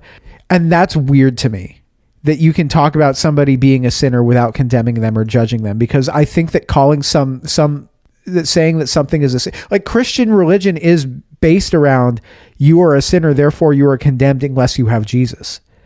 So when she's saying you can talk about somebody's sin without condemning them or judging them, talking about their sin, if they're not a Christian, is condemning them. So jumping in here, I will tell you that Jinger absolutely believes that. Like, she really does believe that she can talk about somebody's sin without condemning or judging them. I don't think she's correct, but I think she really, truly believes that. In some regards, I can see why this might be freeing. Like, this belief might be freeing. And in chapter 10, she talks about confession. Like, because if you were raised in the IBLP, there's all these weird ass rules. And if you do anything wrong, you have to confess specifically what you did wrong. And the consequences of not doing that are that God removes his umbrella of protection, so you might get hit by lightning. So there's like a cause and effect there. And if you go from that to Reformed theology, then you have the teaching about total depravity, and there is a different sense of the sin nature of man. And that talking about somebody's sin might be no different than talking about somebody having red hair or a deep voice. It's just part of who they are. And if you're a community where everybody is a Christian, and there is a sense that everybody is a sinner, but that Jesus provides absolution, so maybe it's not that big a deal. Like, I understand why she would think that, but it runs into issues when you get to dealing with people who are outside of your Christian community. This just feels really in-group coded and kind of culty as well. Yeah, I see where you're coming from with that. It just feels very much like the audience that she's writing this book for is like, yes, I can do that too, because I like the only people I ever interact with are also people who are in this Christian in-group who know that we're all sinners, but we're all going to heaven anyway because of Jesus. Like, it just... I'm looking at the discussion questions for chapter 6, and one of them is, how do you talk to or about yourself? That is the so question close. That people... That is so close. If you talk about yourself like, I am a sinner, I am bad, I am dirt, I don't deserve to go to heaven, but by the grace of God, Jesus lets me into heaven, then maybe what do you think that does to you, Jinger? Self-deprecating, Jinger. You ever think about that? Chapter 7 is I can't let you see me mess up. In this chapter, Ginger talks about a fear of voicing her opinion to her husband, and even when he asks for it, because she is afraid that she will give the wrong answer or she'll say something that he'll like her less if she really expresses how she truly feels. And to Jeremy's credit, the way that she describes their relationship, she says that he does a good job of reassuring her that there's nothing that she can do that make him not love her. And that it's okay if she doesn't know stuff because she was raised in a cult, and having preferences isn't something that you need to apologize for. Okay. That part's good. She talks about this embarrassment not just being in her marriage, but also in other relationships, like with the church, like being first lady of the church. And I can imagine that would be difficult. And she attributes this to pride, which is something that she had to deconstruct. Valid and astute observation for Ginger. I will give her credit when she deserves it. However, she then compares this to Adam and Eve and how they sinned and ate from the tree of knowledge of good and evil, and then they tried to hide their mistakes from God, and how that's not possible. And Ginger says that if you mess up and you try to hide your mistakes, then that is being inauthentic, and you are hiding your mistakes from other people as if you were hiding from God. She goes on to say that the Bible has rules of how we live in a community, and that one of those rules is that we can't lie to one another, and that hiding your mistakes is a form of lying. And this is extremely sus to me. I don't think that my community needs to know every single mistake I've ever made, because a lot of mistakes that I've made are nobody's fucking business. And I think that she is going from being brought up in a you should be ashamed of your mistakes environment to a you should be ashamed if you don't feel open and honest with us to share your mistakes environment. Like, I think this is especially like in a church environment, that is a huge red flag. And I had alarm bells ringing all over the place when I heard this. It seems culty as hell. Well, haven't you heard any stories from me or from listeners about doing a sin on purpose so that you'd have something to confess at youth camp? Yes. So yeah, if you are pressured to be open and honest with other people about your mistakes, it creates like a culture of lying. I would say it creates a culture of lying because there are mistakes or quote unquote sins that you are not going to be willing to tell anybody about.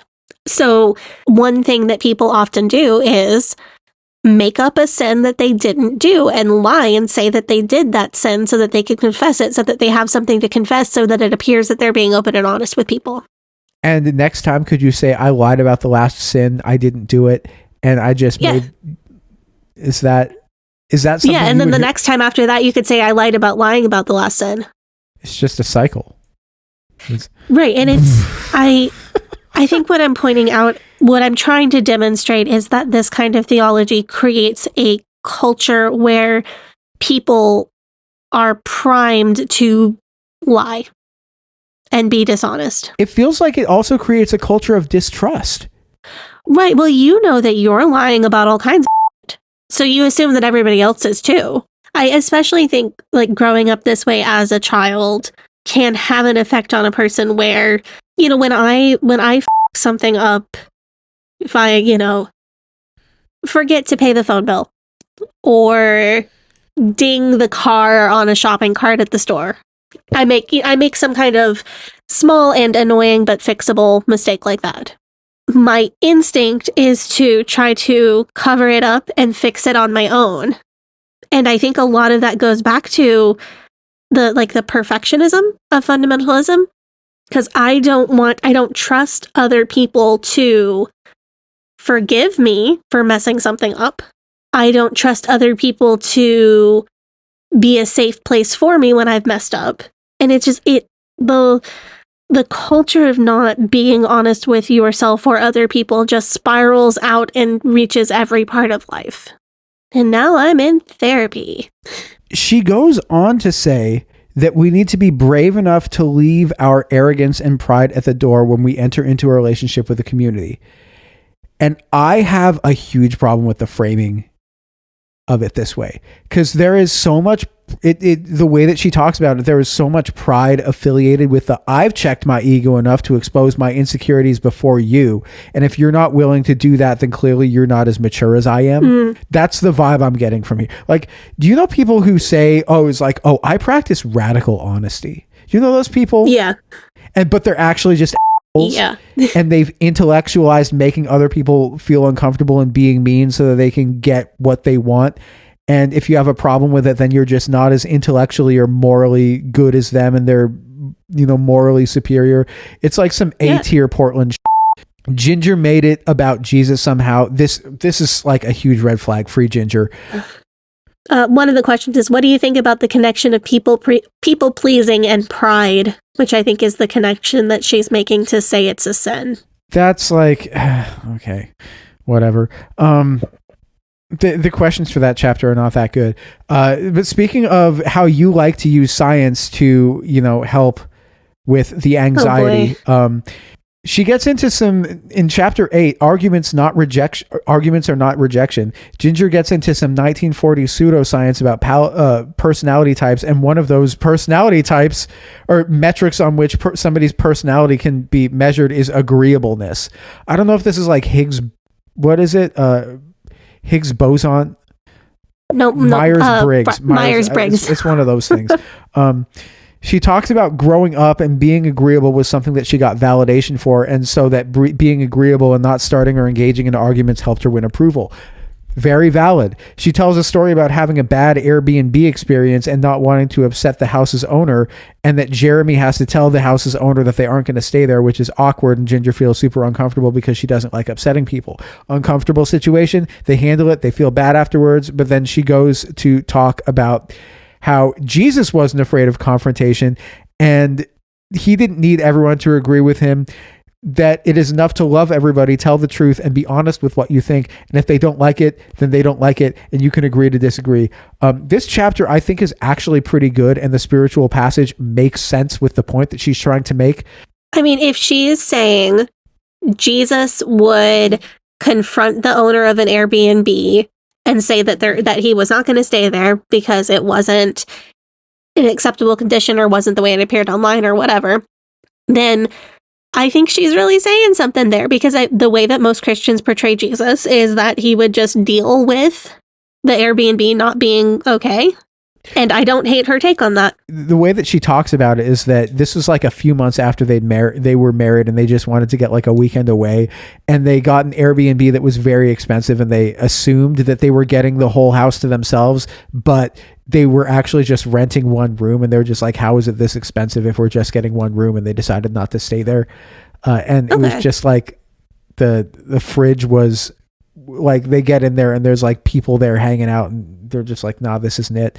She then finishes this chapter with a story that I think is also very salient, where she talks about a woman who was raised in an abusive household, and that she coped with this by trying to be as agreeable as possible. But when she grew up, she committed to herself to raising her children differently than she grew up. And so one of her children gets invited on a road trip with another family, but this woman has a bad feeling about this family and declines, which causes the other family to be offended. And later, however, it turns out that information comes out about this family that is like, it was a good idea for you not to send your kid on a road trip alone with them. And it validated her decision. And she's like, I'm happy that I listened to my gut and listened to my, senses, and was willing to offend this family to create an uncomfortable situation for the sake of my child's safety. Makes sense. Good on you. Like, this chapter, I think this is the only chapter of this book that like front to back actually made sense. I'm going to, why don't we go to offering break? We're going to do another offering break, and then we're going to do chapter 9, chapter 10, and chapter 11. Chapter 12 is just blah, blah, blah, blah, blah. There's nothing really in there. All right, we are back from our break. We've done chapter 8. We're on to get on to chapter 9. Does chapter 8 have any questions that we can look at that are worth looking at? Not really. No. Okay, cool. Chapter 9 is called It's Showtime. And when she started quoting Jeremy in this chapter, she talks about how it was all filmed for TV, and they had to do like multiple takes of all of the conversations that they were having when they were first going out, which is like, to me, this just seems unimaginable. I know that's how she was raised, but to me, it seems unimaginable. Where she like goes from here, she says that people who are trying to people please and keep up appearances are like the scribes and the Pharisees. And she makes a point that they were the people who called for Jesus' arrest in order for them to keep up their facade of righteousness. So she says that if you're trying to keep up a facade of righteousness, then you're like the people that killed Jesus. I mean, that's not entirely unfair. No. Because Jesus also made the comparison about being like gravestones to those people, like whited sepulchres full of rotting bones or whatever. She goes on to describe growing up on reality TV in a way consistent with the phenomenon known as hyperreality, which is one of my favorite topics. Hyperreality, for those that don't know, is the inability of the consciousness to distinguish between reality and simulated reality. This is straight up one of my favorite topics to discuss. I want to do an episode about hyperreality as soon as I'm able to like boil down Jean Baudrillard's Simulacra and Simulation into a digestible podcast episode. But this is straight up one of my favorite topics. Every time I'm like, oh, it's like hyperreality. Sadie's like, God, are you talking about hyperreality again? You would like hyperreality. Like, I mean, I don't think you would like hyperreality because it isn't cool, but it's so fascinating. And Jinger doesn't use the words hyperreality, but she talks about the phenomena of being unable to distinguish between what is a real thing happening, what is like a produced moment for reality television, because moments of her life, like her first date with her future husband, was a moment that was produced for TV. Ooh, that's tough. Jinger goes on to talk about how she and other young moms feel burnt out because they're comparing themselves to each other all the time on social media, and how social media is a lie. I think that there is a solution to this, which is that you should just go on social media less. The problem, of course, with doing this, if you're a reality TV star, like a B-list celebrity like Jinger, is you need to be on social media or you will lose relevancy. And social media algorithms prioritize accounts that post the most, which is something that Sadie and I have run into trouble with, because like we only post once a week on Instagram when the new episode comes out, and we have more followers than we had 2 years ago, but we get less engagement because we don't post 3 times a week. We post once a week. Like I don't even keep the Instagram app on my phone, but basically she's like talking about the struggle of having to post all the time and have to be on social media all the time. So being constantly online becomes a job that you have to do. And it's not only bad for your brain and your mental health, but it's also time consuming, and it can be bad for your character as well if you are constantly in a state of trying to compete with others and comparing oneself to others in order to get attention. But then she goes on to chide people who put on a show of how spiritual they are while being selfish and gaining from it. And she tells the story of Acts 5, in which a couple makes a big show of giving all their money to the church, but they didn't actually give all their money to the church, and then they get struck dead. And this story reminded me of people who make YouTube videos where they do social experiments with homeless people and give them money, but then they exploit those homeless people and the social experiments that they're doing with them to make content and make more money for themselves. And that's what that reminded me of. Yeah, I really appreciate, I think that is the story of Ananias and Sapphira. Yes. And I really appreciate that story as one of the super reasonable parts of the Bible that just makes sense to me.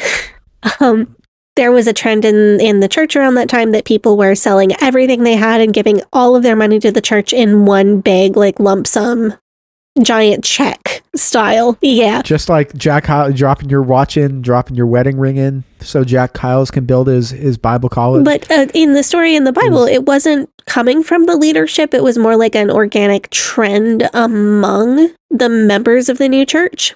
So these people, Ananias and Sapphira, sold a very expensive property and made a big show, like you said, of giving all of the profits to the church, but they held back some profits for themselves out of that sale. And God struck them dead. The sin wasn't that they kept profits back for themselves. The sin was just that they lied about it. If they had been honest and said, yeah, we sold this property for $1 million and now we're giving $500,000 to the church, that would have been totally fine. Yes, she then goes on to say that the way that you treat people is more important than the way that people perceive you or the way that you look. This whole chapter, very much, it did feel very LA coded, because it's sort of accepted that social media is going to be a major part of your life, whatever, if you work in any like way in the influencer entertainment space there. And there's no way that anybody would consider limiting their usage or taking an extended break away from it or leaving altogether in that environment, in the place where they live and doing the things that they're trying to do. So, this chapter actually did make sense. Okay, let me see if I can pull the discussion questions and see if there's anything to talk about. I do think that it's weird that like the comparison that she made was that like if you're a social media influencer and you're representing your life slightly differently than maybe it actually is, then you're like the people that killed Jesus. Yeah, the discussion questions are, what are your thoughts on people pleasing? Wait, was that this was chapter 9. Chapter 9. What are some areas of your life where you feel like you are performing? Which kind of seems like the same question from chapter 4. What do you feel like you've been pretending at? What are you hoping to receive from others in return for that performance? What would it look like for you to be real about your life? And what efforts could you put aside if you weren't trying to keep up a certain appearance? Well, if you are honest with how you're living, then no brands would want to partner with you, and then you would have to get a real job. Right. That's it's a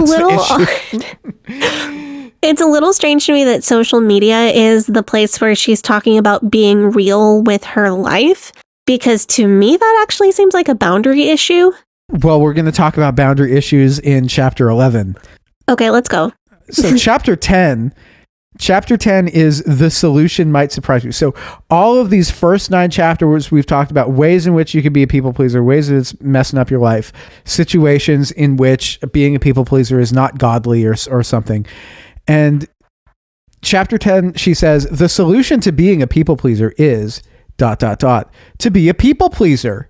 We say things like, just get your validation from God and everything will be okay. Jesus is your true identity. Focus on that. And why care about what other people think when Jesus loves you the way you are? Those statements, they're true, and they can go a long way into helping us reframe our thoughts. But when those statements are embraced without including how God designed us, how he intentionally created us to need each other, we put ourselves at risk for falling into the same habits as before. Dude, it like, this is a book that could have been an Instagram infographic. Like she goes on to talk about how this involves self-sacrifice and being held accountable to your community and how much hard work entails and how that's really rewarding. And so let me repeat all this. Her solution to being a people pleaser is to continue to be a people pleaser, only now you do it with the Holy Spirit flowing through you, and you do it from a place of spiritual strength, not a place of spiritual neediness.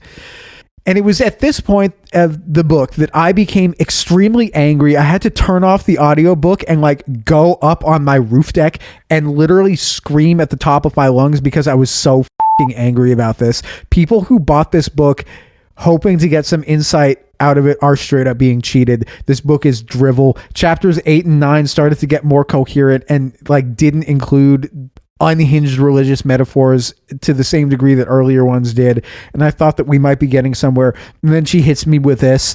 And if she if she'd hit me with some like non-answer, like, oh, trust in the Lord and ask if your motivations and emotions come from a place of insecurity. Like if she'd said something like that, I would have been like, okay, that's an annoying non-answer, but like C-.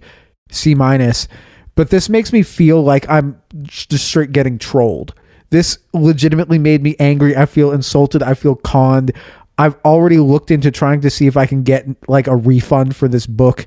Oh, I left an angry Amazon review of this book after I got to that point, because like I can review it on the podcast, but people who are trying to buy this book might not see it. Because if you're listening to this podcast now, you're definitely not going to read this book because it was bad. And we're telling you that it's bad. But people who are looking it up, I had to give it 1 star. I had to go on there and give it a 1 star because I saw people giving it 4 and 5 stars. And I'm just like, no, the people have to know how bad this is. So the solution to being a people pleaser is to be a people pleaser, but Jesus. Because God designed us to need each other.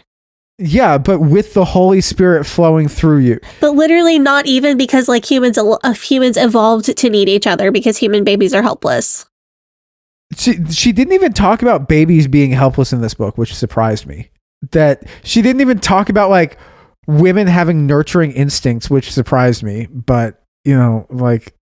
ugh. Right, well, she's talking about humans needing each other, and you can look at that from a creationist or an evolutionist perspective, right?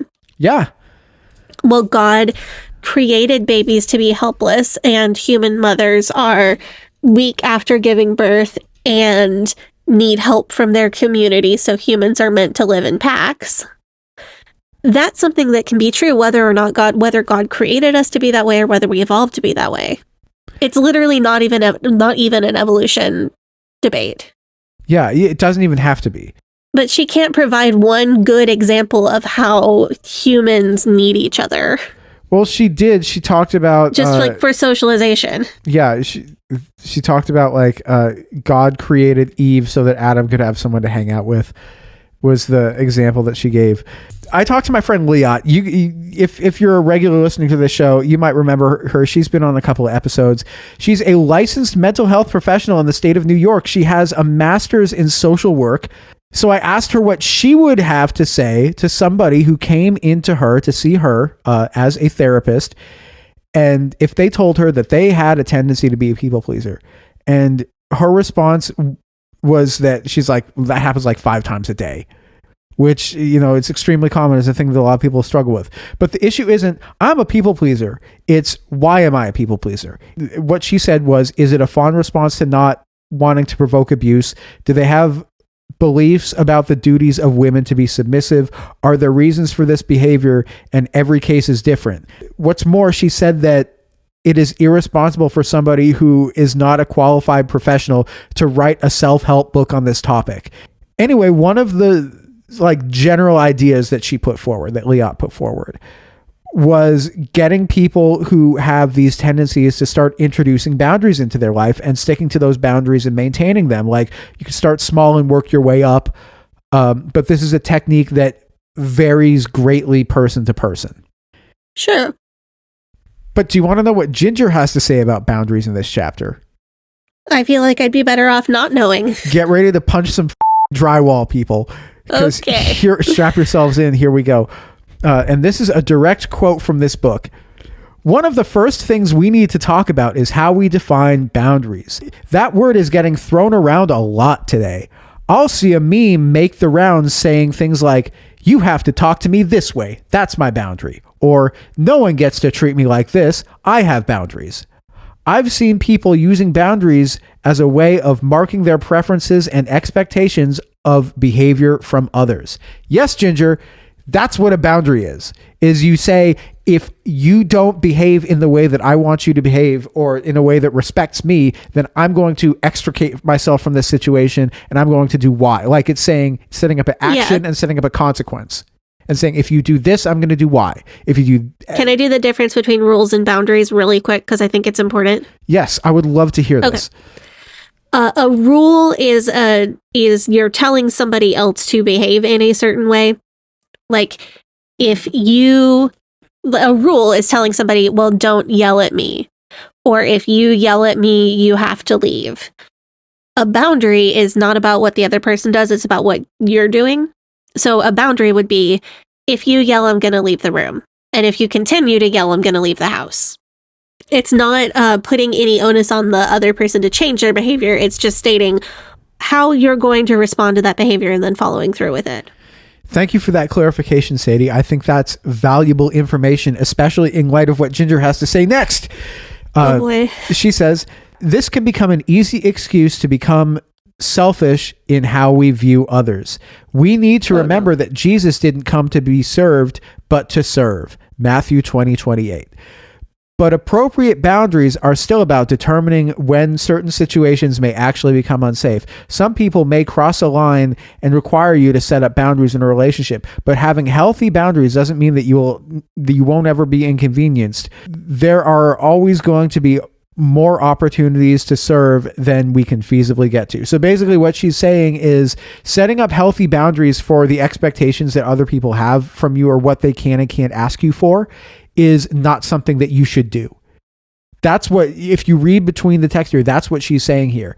And the impression that I get from this is that Christian ministries and families, especially in patriarchy and complementarianism, would literally cease to function without hundreds of hours of unpaid labor from women. This, as we know, causes women to suffer from burnout and disillusionment. And this is a huge crisis within the church right now, within evangelicalism. If you look at the rates of which people are religious right now, it's lower, and young people are less religious than ever. And for the first time ever, young women are less religious than young men. And so there is, for the people that they have to have church for, there is a lesser percentage of people that are doing more of the labor because they have to depend on women to do the labor, not men. This problem causes women to suffer from burnout and disillusionment, and they go on the internet and talk to each other about how they're feeling burned out and disillusioned, and they read about being a people pleaser, and that's something that strikes a chord with them because that's how they were raised, to be a people pleaser. And if they were actually going to deal with the root cause of this, then it would likely involve them no longer being willing to do hundreds of hours of unpaid labor, both in the domestic setting and in the ministry, while their desires fall to the wayside. And if they came to learn that prioritizing one's needs is not selfishness, they would deconstruct, and they would deconstruct hard. Well, then they would write books called A Well-Trained Wife. Thank you, Tia. We love you. That's like the majority of what that book is about. And if you haven't read it, please do. So here is Jinger Duggar, because the church is in a labor crisis. She has to solve this issue. And she has a new book where she tells disaffected women in the church to whistle while you work, bitch. And you're only half a person anyway, so it doesn't matter if people think poorly of you. The chapter 10 discussion questions are: what are your thoughts on people pleasing from a healthy place? That's where she like flips the script. She's like, we're going to be people pleasers, but we're going to be people pleasers in a God-honoring way. And then question 2 is there something about that makes you a little nervous? What is that and why? I'm nervous that my life won't get any better, but that I will just have like lobotomized myself to the point where I won't even remember my own kids' names. That's what I would be nervous about. I think my thoughts on it are I am struggling to see the difference between people pleasing in a God-honoring way and people pleasing in a not God-honoring way. It kind of just seems like a lot of semantic shifts. That's literally what this book, that's why none of the chapters in this book have made any goddamn sense, because she's trying to like parse, you're doing this for God, or you're doing this for what other people are going to think because you're pleasing others, you're not pleasing God. And if you're doing it to please God, then you people please for God, and it's okay. It's Let's finish this. Chapter 11. It's just us now. I realize that a whole variety of people are going to pick up this book, some of whom would say they already have a relationship with Jesus, some of whom are curious about what that means and what that would look like, some of who feel like they got burned by religion or religious people, and some who are hearing about Jesus for the first time. Friend, wherever you are in that experience, consider Jesus. He is not just a nice teacher who said some interesting and insightful things. He claimed to be God himself and the only one who can save us from our sin. Oh boy. If you've made it this far into this book and you're not like already hella Christian, there is a 98% chance that you're a snarker. There's like a 1% chance that you're reading this because your grandma gave it to you and she thought it was good.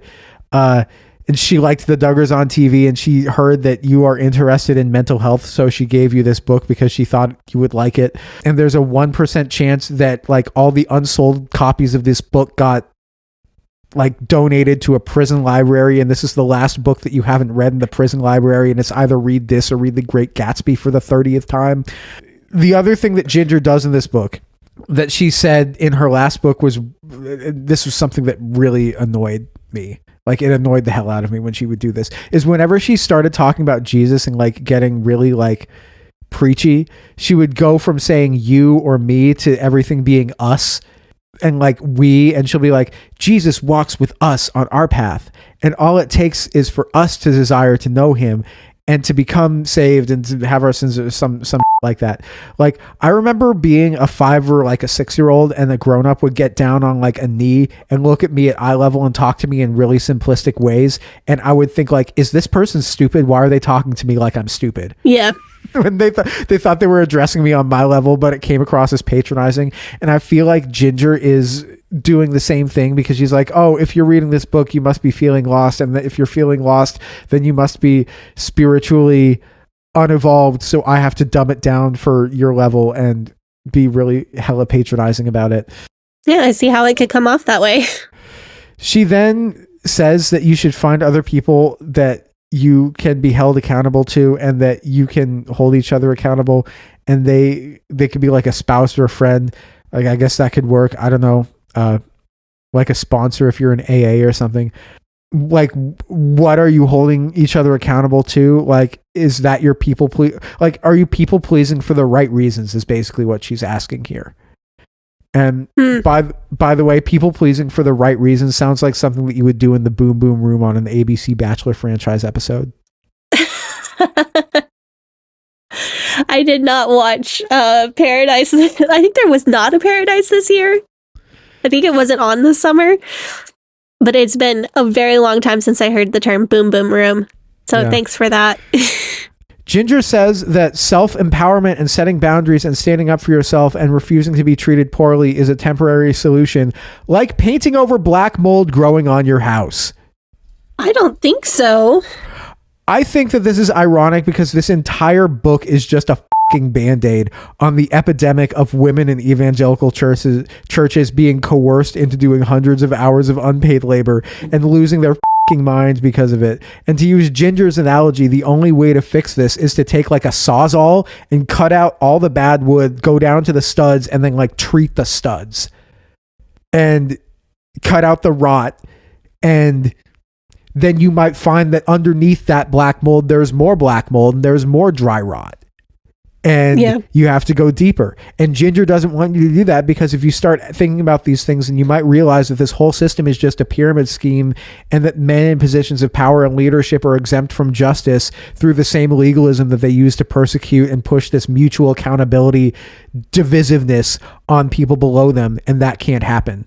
Then she says to get a Christian counselor, which I would never suggest to anybody, because that shit is a scam.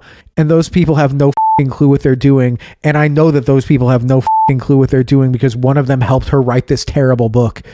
Oh. But yeah, she says people pleasing is a sin. And the only way to make people pleasing not a sin is to do it, but for Jesus. It's a sin unless you do it for Jesus. It's what?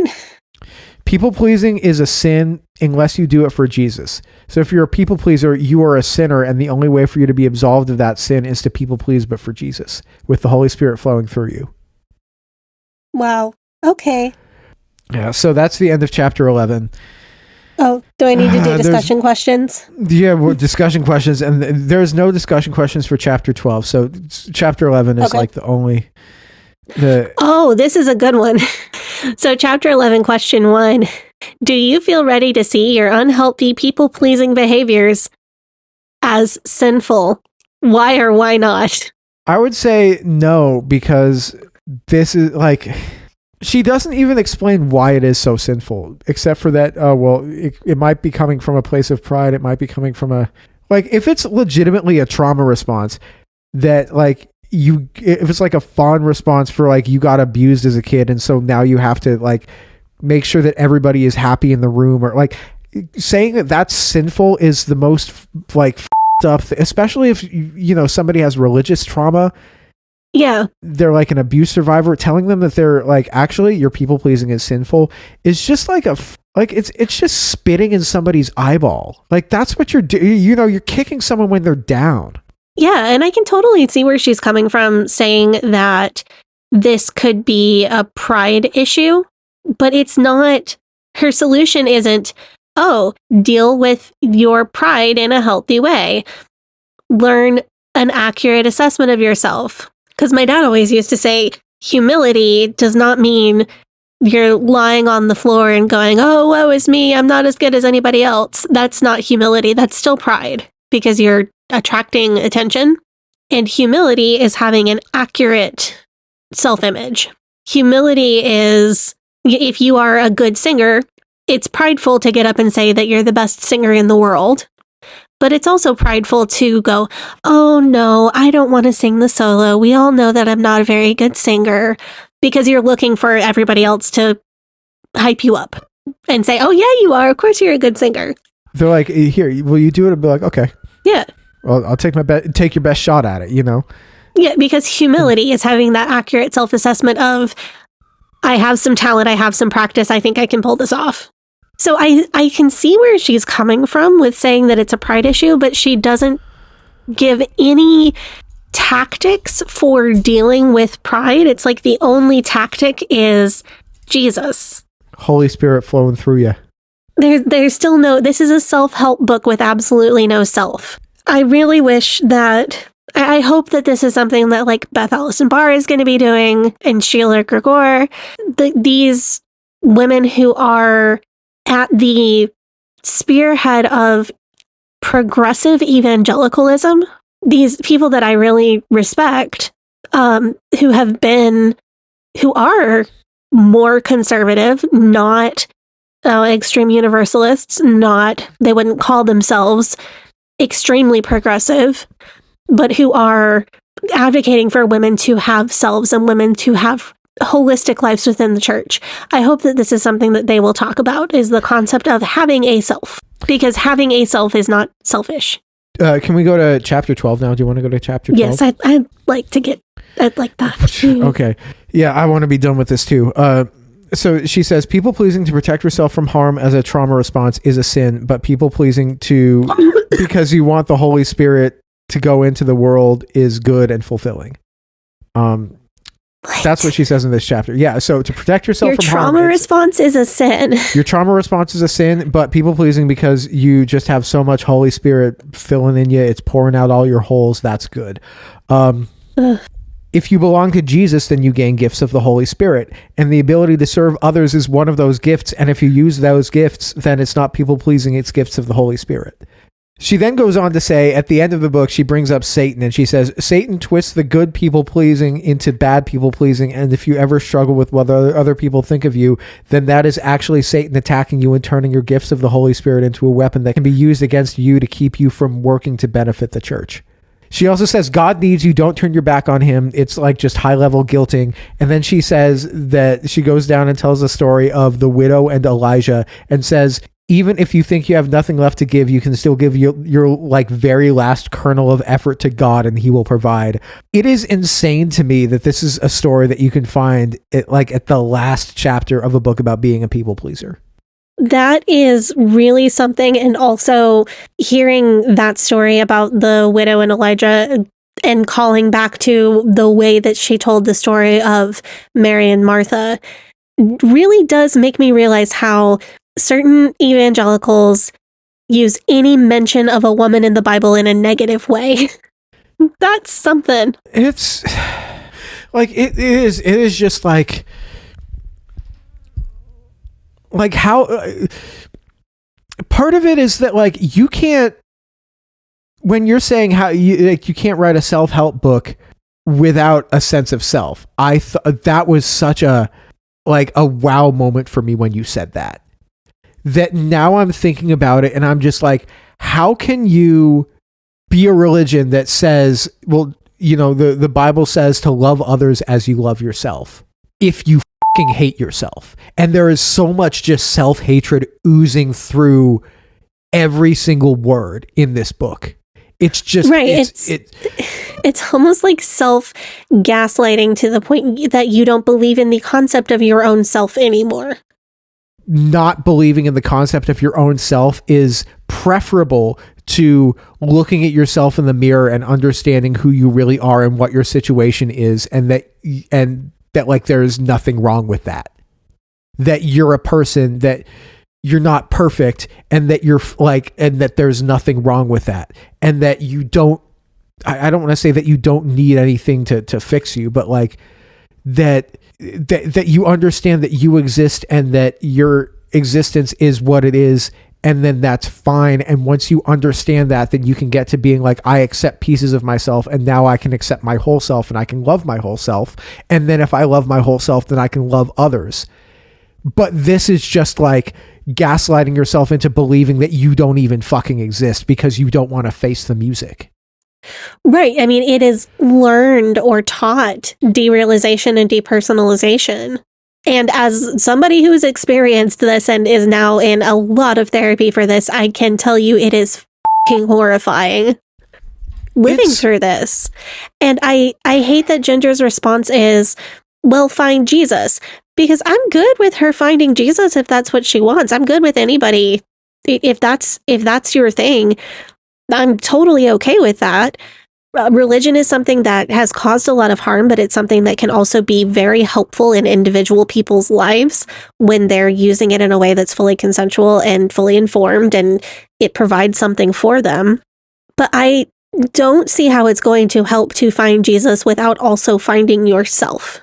One thing that you said back there also, I mean, it reminded me of earlier when I was talking about how it feels like, you know, Ginger has this almost patronizing, whenever she gets preachy, she gets really patronizing and she says, we need to do this, blah, blah, blah. Like, she's like, I'm coming down to your level spiritually so that we can do this thing together.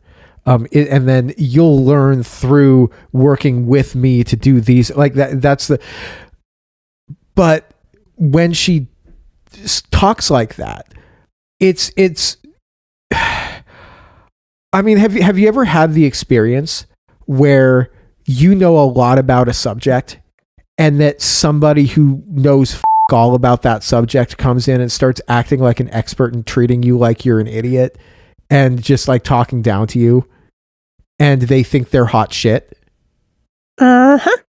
I'm sure you have. I'm sure that many female listeners to the show had that experience. Yeah, I'm like, bro, can you like envision my face and my hair color and then put that together with the that I actually know a lot about, and maybe you can answer that question. Imagine that, but with understanding and comprehending your own existence. That's the subject. Yeah. That like Ginger is like the same age as us. Yeah, I think she was born in 92. She's really, really close to our age. I think that like you and I have gone like, and I don't want to knock, you know, everything that she's been through, because she's been through a lot of bad stuff. Yeah. But from reading this book and also from reading her spiritual memoir, the understanding that I have is that this is somebody who like cannot even fathom the fact that she even exists as a real person. And part of that, I mean, part of the depersonalization, I think, comes from being on reality TV where your experiences aren't even your own, where your first date with your future husband is a produced thing for TV, and all the other people in the restaurant were extras that got paid to be there and act like they were having conversations in the background while they filmed you eating. That is something that I think that we can't comprehend. But having Ginger writing a book about like a self-help book when she doesn't have a sense of self for herself is, I don't know, there is just so, like, this whole thing reeks of self-hatred. And I feel like it's made me really just feel bad for her in ways that I didn't think I would. Yeah, I think that there are still a lot of layers of her not having a self outside of her religion, her husband, her upbringing. And I don't particularly find it appropriate to jump in and judge her for that. Like, it's not really her fault that she doesn't have much of a self. However, it would be her responsibility to go ahead and build that. And I really hope that she does. I hope she doesn't stop learning, because I think what she's showing us in this book is a person who is really not there to the point that she thinks she is with healing. Like, she's showing us a person who has done a lot of internal work and has just not gotten to the place that we would like to see her yet. She's not gotten to the place, I feel, of seeing herself as a real person. And what she's portraying in this book is somebody who doesn't really intend to keep progressing. What she's portraying in this book is somebody who thinks that they've made it. But I still have a little bit of hope that she will keep on growing and keep on breaking out of what she was raised with. Because I think she definitely has the potential to do a few more big steps of personal growth, and I would love to see that for her. I tend to agree with you. I would like to just identify some of the obstacles that I think are in the way of that. One, okay. And in her last book, the way that she described her relationship with Jeremy made me see him, at least in their marriage, in a positive light, and in this book as well. In that he helped her get out of a bad situation, and I think that her life is better than it would have been if she had married somebody in the IBLP. Oh yeah, for sure. I think Jeremy can be a little bit full of himself, and I also think that Jeremy just does not fully understand how to deal with somebody who is as traumatized and as trodden upon as Jinger, because Jeremy grew up in a much more egalitarian family. He did not grow up deep in Christian patriarchy. I think he's a little too full of himself to really dig in and understand all the way what his wife has experienced, and he can get a little savior complexy. I don't think he's some kind of evil villain. I think he's got a lot of work to do too, and I think he's not ready to dig into that work. The reason why I think that this is an obstacle to her really taking things steps further is that he is in the ministry.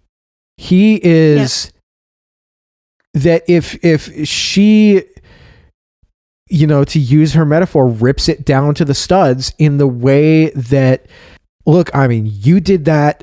A lot of people who I know of did that. Eric Skwarczynski did that. Chad Harris did that. Shannon Harris Bond did that. Tia did that. All the people that, Joshua Harris did that. Is still doing it, poor guy. He's like, they're all like, who else? Andrew Pledger did that. Like, all these people that we know are people who we're friends with, and everybody who's written into this show has told us about how they're either doing that or they did that, and it was fucking rough. And to do that while your spouse is in the ministry and while you are somebody who is like a public figure, is not something that is easy to do. That's not something that, like, because that's where you eat. That's how you eat. That's how you get your money. Yeah. That the way that, she helps make money for her family by writing Christian self-help books and selling them. And people buy her books, and then she gets money and she feeds her family, and that's how they, afford their mortgage, and they go on vacation and they buy a car. And like, that's her, like, you need to legitimately be willing to, okay, I'm going to change my whole life and change my whole career. And my husband might potentially have to change his career because he might lose reputation if I rip this thing down to the studs. And that's a barrier. I also think that we're in the situation with like, where it's like Joshua Harris syndrome, where Joshua Harris came out of his religious beliefs, and immediately he's like, okay, well, I was a leader in the church while I was growing up. Now I'm going to be a leader out of the church. And he didn't take the time, because leadership is one of my gifts of the Holy Spirit, I guess, to put it in the better light. And he was like, well, I'm going to be a leader now. And all of these people are like, we've been doing this a lot longer than you have. And just because you were a leader in there doesn't mean you get to be a leader out here. You got to sit down and take a back seat, at least for a couple of years, to show that you've done the work and also that you've repaired the damage that you've done. And I'm not saying that Jinger has like done the damage that Joshua Harris's book has done, because there's levels to this. Yeah. Is that Jinger just realized that she was a people pleaser 2 years ago when she was doing her other book. And now she's like, here's how you be a people pleaser, but for Jesus. And that to me, just like that seems like that's a barrier. I think that's what I was saying about wanting to see her do more work. Something that I have seen a lot with different deconstruction and deconstruction adjacent writers is there's definitely a fear if you come out at one point and say, well, this is where I've arrived in my deconstruction, and then that changes. It's really, really scary and intimidating to try to go back and rewrite that and be honest and say, no, my views changed, and now I believe this other thing. Some people that I really admire have done that, like Jack Scott's former spouse, I feel like she has been really honest about the ways that her beliefs have changed. And I respect that very much. I know that it's a really hard thing to do, and I really hope that Jinger keeps growing. I think that one of the things that makes it hard for people to go back and change their beliefs is that social media lasts forever. If you write something on the internet, then it goes forever. And I don't want to say this is something that I've struggled with, but like if you go back 4 years ago into like January of 2021 and listen to our episodes then, I mean, there was a lot of perspectives that we had that are similar to ones that we have now. And then there's ideas that we have that are different. There's opinions that we have that are different. And if once you come out and put out a public statement that you have an opinion about something, then that's kind of set in stone, and people can always come back at you. And if you say something different than that, then they'll be like, well, you said differently back then. What happened, buddy? Yeah. And that's difficult to do. And also it's doubly hard if you're raised like in a tradition where they say we have all the answers, where the Bible is the answer to every question. It has the answer to every question in it. And Jesus is the right answer to every question. So if you come out with and you start to question that, if you grow up with that level of certainty, you have to be willing to accept a certain level of uncertainty, which is deeply uncomfortable for people to do. Some people actually, when they get that uncertainty, that's something that's comforting to them. But for a lot of people, it's so freaking uncomfortable to have to deal with, and just to feel like, well, everything is up in the air.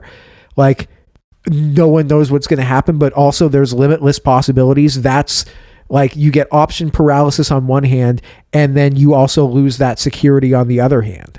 And that's something that is difficult for a lot of people when they're coming out of a environment like that. Yeah. So I guess if there's anything that I hope for Jinger, it's that she will continue to have the courage to change her beliefs and be open to changing her beliefs.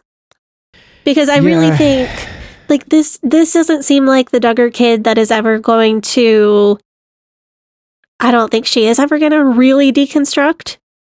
But then again, we read The Woman They Wanted by Shannon Harris Bond, and she was older than Jinger. She was in the ministry with her husband for 20 years and then really truly deconstructed. So I think that there's hope for her, and I know that not everybody needs to come to the same end point of deconstruction that I have. So I think for me, I'm feeling, I hope Jinger keeps growing. I hope that she's not afraid to come out later and say if she changes her opinions.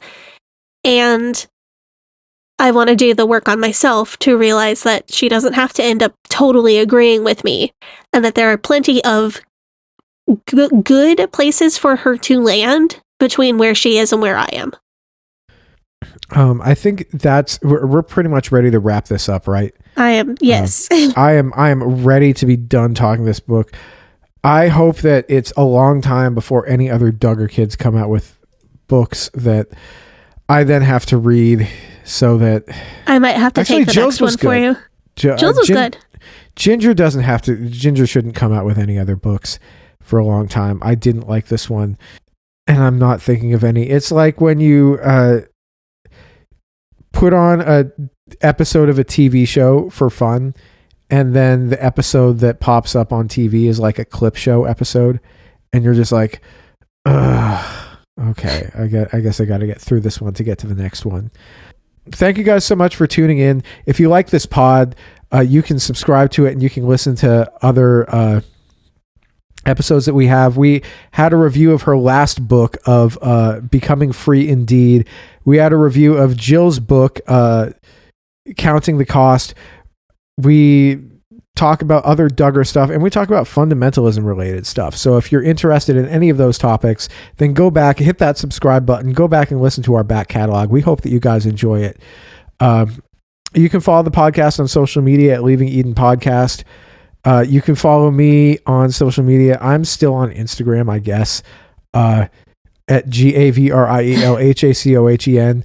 I'm on Blue Sky. You can look me up. I'm Mr. 503. Guess what? What? I got Blue Sky. Oh, you did? What's your name on there? Hell yeah, Sadie. Hell yeah, Sadie on Blue Sky? Yep. Blue Sky's good. It's like Twitter before they everything up with the algorithm. I literally downloaded it like last night, the night before we were recording this. But I do have it now. I'll give you a follow. Hell yeah, Sadie on Blue Sky. And Sadie Carpenter Music on Instagram and Threads. Thank you guys so much. I guess when this comes out, TikTok's going to be gone. So you don't need to tell them to follow you on TikTok. RIP. Maybe it'll be back. Who knows? Hope that you guys have a great day. Bye-bye.